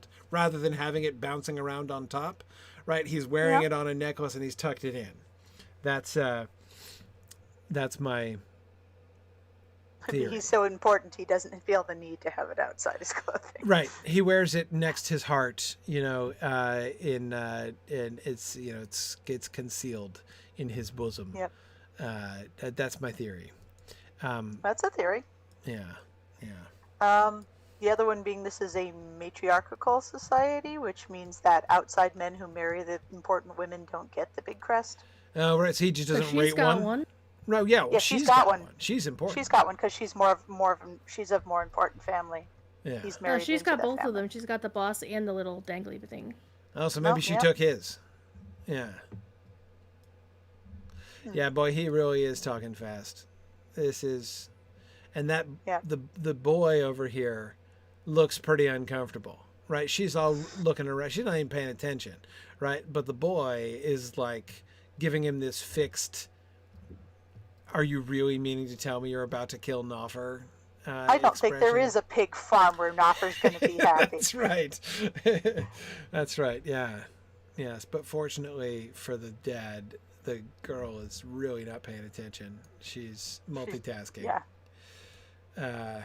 There's my pig. I want my pig. So sad. Oh man. But, you know, That's agriculture. it is. It is. That, you know, bacon won't make itself.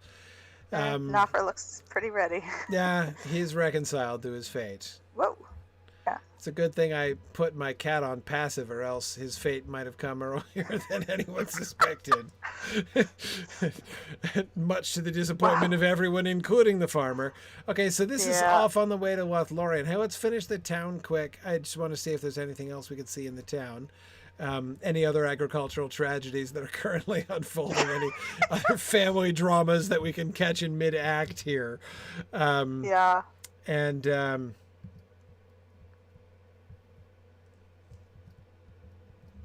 yeah, okay. Let's see. So who's down this road? It gets mistier as we've passed through those pillars. Yeah, I almost feel like we're about to. You know, are we passing on like the east side of a barrow or something here? Who's walking in the distance in front of me here? Who's this? Nobody. I can't click on her. This is nobody. Whoa, hi. She's nobody. She's got no name, but she's walking with very determined gait. And Nemo. a big old boss on her midriff. And another smaller one. She does not have a little wooden talisman that I can see. She's well armed. Gosh, that's some fun armor. Look at that. Yeah. Oh, we're turning. We're turning around and going back. Turning around. She must be on patrol, I guess. If you keep coming down to the river, you'll see something else. Wait, this way that we're headed? Yep. Come to the river. Oh, okay. Here's somebody else coming back. Okay. All right. Fishing spot. Right. Yes. The fishing outpost. Probably one of the ones League of the Fishmongers. Oh, dear. Oh, look at that. There they are. Okay. This is the eastern branch. Yeah. Oh, boy. All these people with grim and shady looks. I love the little boss on the edge of her hat. That is adorable. That's a really nice look. And the little, like... I think she has her hair gathered up into that little, like, thing, the little ridge at the top there. Uh-huh. She's, like, sewn a little, like, convertible top, you know, into the... Could she take it off in hot weather? Couldn't tell you. That's really cute. Okay. But, I mean, in, like, a sinister way. But again, see, maybe these are the good fishmongers. Maybe they are. Maybe it's a peaceful and happy village of well-adjusted fishmongers. I seem to be lacking some context for evil fishmongers. So yeah, Dol Amroth. During one of Wiggins' marathon streams, I discovered a conspiracy that was chiefly hinged around one of the fishmongers of Dol Amroth, who was obviously up to no good. So, Fish Mafia. Yeah. Tassila. I'm wondering why they have the pulley system here above both of these buildings. There's doors right there. I guess they have like a little loft up there to store things. It's like, you'd think it'd be over the water so they could put stuff in boats. It's barely over arm's reach. I mean, like, you could alternatively just climb up the steps and reach it up into the top there. Yeah. Unless they didn't build any steps inside, they just literally made a floor, which was also the ceiling with no holes in it, and then Or if they're very heavy that would be things. Quicker. If they're very heavy or bulky things that they're putting up into the attic space up there. Mm-hmm. Maybe it's a smokehouse.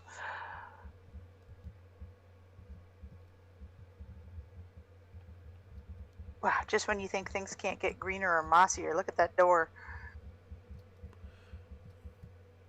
But is it algae or is it moss? I'm wondering. I think it's moss. Or lichen. Maybe that's why they need the pulley. They can't open the door anymore. That's right. No, we'll just have to wedge you in through the upper story because the door is just swollen shut. Keep your elbows in and try not to move a lot because there's splinters. That's right. Okay. I love the extra fishing poles set up. Mm-hmm. Okay. All right. So are these guys Bjorn? They don't have tattoos. And No, I mean, I'm for not the fair judging, thing. but like the Bjornings who were visible had tattoos. So are these dudes not Bjornings? These guys also, none of these, any of them have names? None of these guys have names. Or Tassila over there does, but Yeah. she's the only one who has a name. Nobody else has names. Okay. So are these people Bjornings or are they not? Is tattooing optional or seasonal? Seasonal tattooing would be a little bit awkward. Okay, now scrub it off. Okay, these are the wilder folk. Are there headbands on the humans that live out here? Because I seem to think headbands are definitely a Bjorning decoration. I don't know. Her hat was like, 2 parts headband. There was a woman at the pier, and one of the men around the fire had a headband of leather. Yeah, Tassila at the pier definitely. They might be. So Emily says that these are wilder folk, not Bjornings. Yeah, there's a whole culture of non-Bjorning men, a race of men who live out this way. Okay. And they are led by the Bjornings. These are the men that the eagles steal their stuff, and like the ones who were terrorized by goblins when came out of the Misty Mountains. Is that these guys? Possibly. You mean like the woodmen in The Hobbit? Yes. Yeah. Yeah. Yeah. I mean, they could be connected with, though they sort of became the Bjornings, like they kind of merged in with the. I mean, at the end of The Hobbit, that's what. Yeah, they married in. They intermarried. Yeah, they become. Which They it become wouldn't surprise me to the see. people whom Bjorn rules. Mm-hmm. Ooh, a tower. Hark. Also, why it doesn't surprise me to see the occasional Bjorning or Bjorning artifact among these people. Right. Expecting a turnoff? Yes, indeed. To go up to a ruined tower. Ooh, I like a ruined tower. Yeah. Multiple ruined towers. Oh. This looks familiar. Would you look at that? Oh my goodness, I know this architecture. That is quite It's something. the party elves. Except newer looking, though, right? I mean, we never saw Yeah. anything this schmancy. No, well, the one behind us looks pretty decrepit, but this one here is really vivid. Wow. Yeah. Yeah, you're right. These fallen down towers look like they could be from the party elves of Ered Luin. Mm-hmm. Yep, yeah, you can see the filigree work up there at the top. Yep. But this wall here, this is something. Guys picked a nice view, didn't they? Yeah, I assume that these are more of Rivendell's people coming down to. No, they said they're Galathrim. They said they're Galathrim? Okay. Yeah, nameplates are Galathrim. I don't believe it. Baradel, she's got the same like shoulder pads that Arwen's. Like the kneeling dudes are Galathrim, sure. I think, yeah.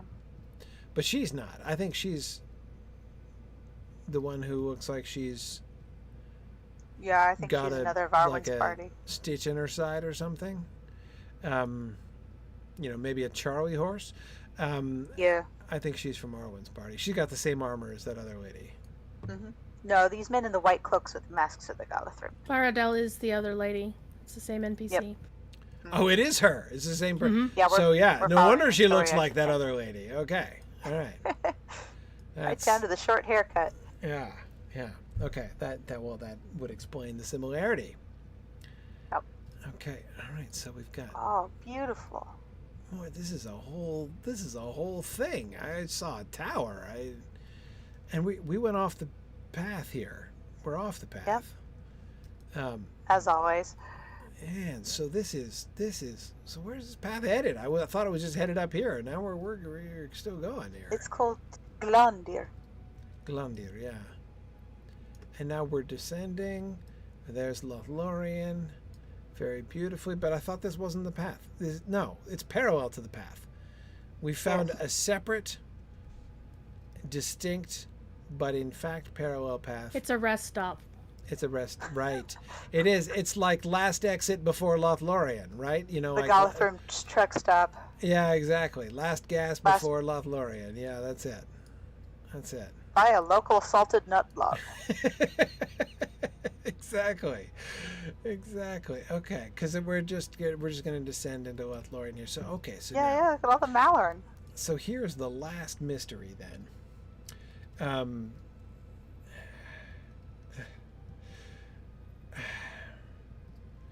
Who made this? Because Would it be the Galathrim? I wouldn't think so.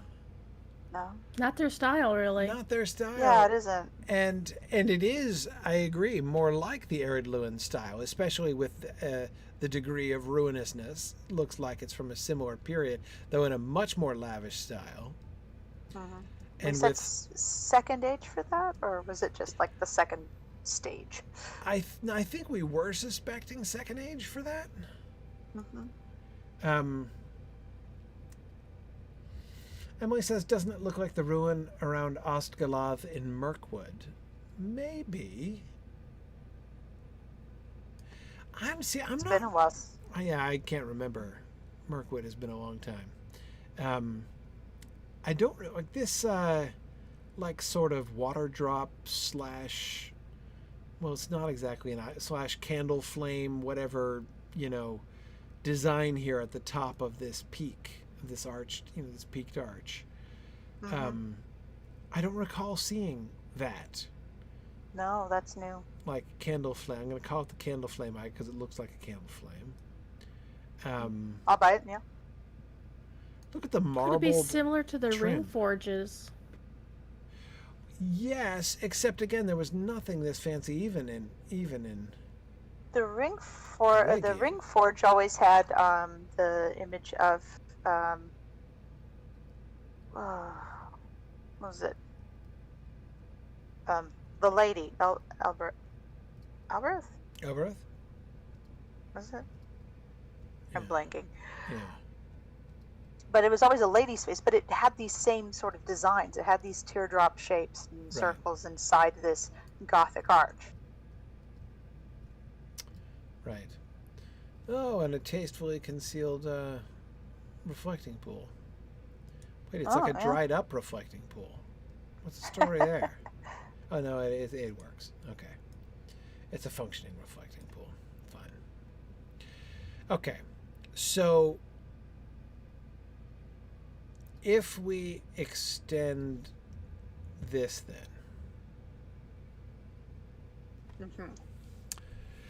have we seen other elvish stuff along this way? I don't recall any elvish architecture. Up on the island, whose name escapes me, that was all Arnorian stuff on the little island.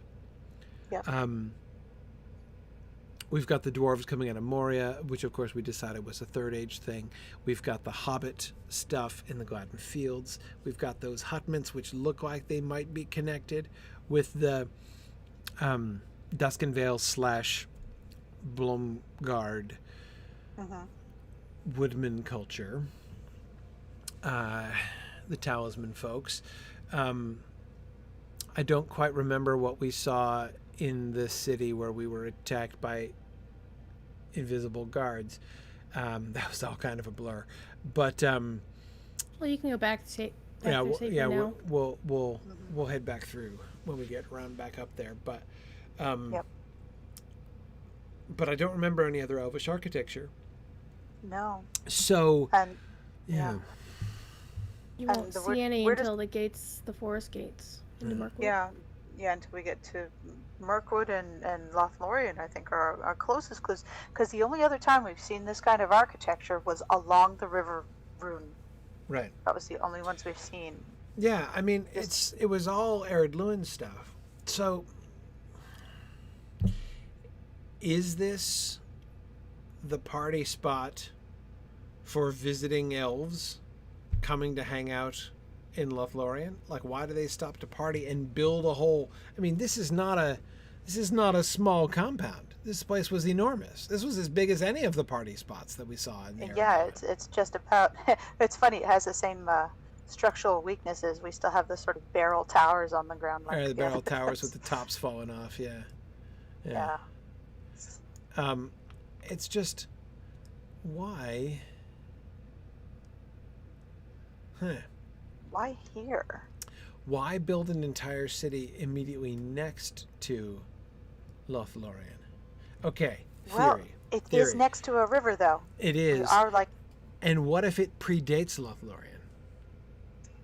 Yeah. What if Galadriel had still been living, out Eregion way when this was built? So it actually fell into ruin prior to Lothlorien. I mean, of course, it depends on which version of the Galadriel story we're going with, of course. Yeah. Which would come first, the elven structures on the Great River or the elven structures on the Rune? Were they moving east, moving west? Our theory was they were moving west, but all the way from here? It's the same architecture, though. Yeah, it is. But if it's Second Age, I could just as easily see them moving east from Lindon. Mm-hmm. Lindon would have been the center of all elvish power, where Gilgalad was, center of all elvish power in Middle-earth. Yep. Therefore, making the Arid Luin stuff being, home turf for the party elves. Yeah. And yeah. This is definitely Tomas. Now, okay, Tomas is right to say that there is some it's not identical, but there are some similarities with the kind of architecture that we see, as for instance in Echad Dunan, right on the other side of the entrance to Moria. During the high tide of Moria, elves obviously could easily have passed through Moria in order to come over here. So that could explain an eastward expansion. Well, frankly, or a westward expansion. But we know that of course, I'm trying to figure out where, what group of elves are most... I'm looking at the map because I'm trying to figure out which group of elves are most likely to have built this. I'm just going to go ahead and say not the Galathrim, because why would they? It doesn't even make any sense. I think they had a good point with mentioning Echadunan. I think the Holland elves might be a good candidate for this. Yeah.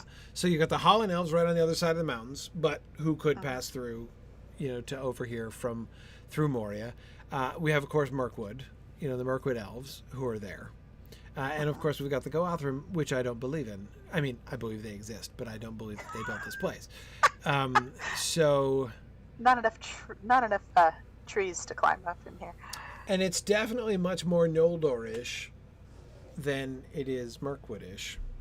Yeah, the rot gold's kind of a clue. Yeah, exactly. I mean, it's not quite such a smoking gun as if we were to find, I don't know, a Feanorian star or something like that. Yeah. That would be... Throw us a bone, Noldrin. Yeah, well... Interesting. I do feel like that teardrop shape is like a simplified version of that Elbereth thing? Mm-hmm. Maybe. I mean, I look at it and I don't recall seeing that exactly before, but it's not like this looks like an alien design concept in any way. Not a completely alien design concept. I just don't remember seeing it done in gold that is so well preserved. Yeah, or stolen, as the case may be. Right, yeah. Right. These are also not Galathrim tents. Sure. Yeah, I don't think we've seen Galathrim tent. Well, that's yeah. I mean that they might be, squatting on, setting up their, little pit stop on the way through here seems perfectly acceptable. That's a pretty fancy tent. Especially as they're coming out to the, but because presumably this is the way that Arwen is coming, so she's going to come in here, and because they're going to meet up with, they're picking up Galadriel and Celeborn on the way down. Yeah. Right. So meet up with Grandmama. Yeah. So we got to pick up Grandma and Grandpa. So we're coming through here, and so we're, they send out some of the Gothrim to meet up with them. Seems only sensible, especially since, Arwen's steward or whatever seems to have, gotten the cramp there. So, or Charlie pulled a hammy. Pulled a hammy. Actually, that's even better what it looks like. So she's on the bench for a little while there, but they're helping, so that's nice. Keeping an eye out over here, just they're helping by staring at her. Yeah, okay, we're looking down the path, right? Okay, that makes sense. Can't be too careful about this path that's not on the map. Okay.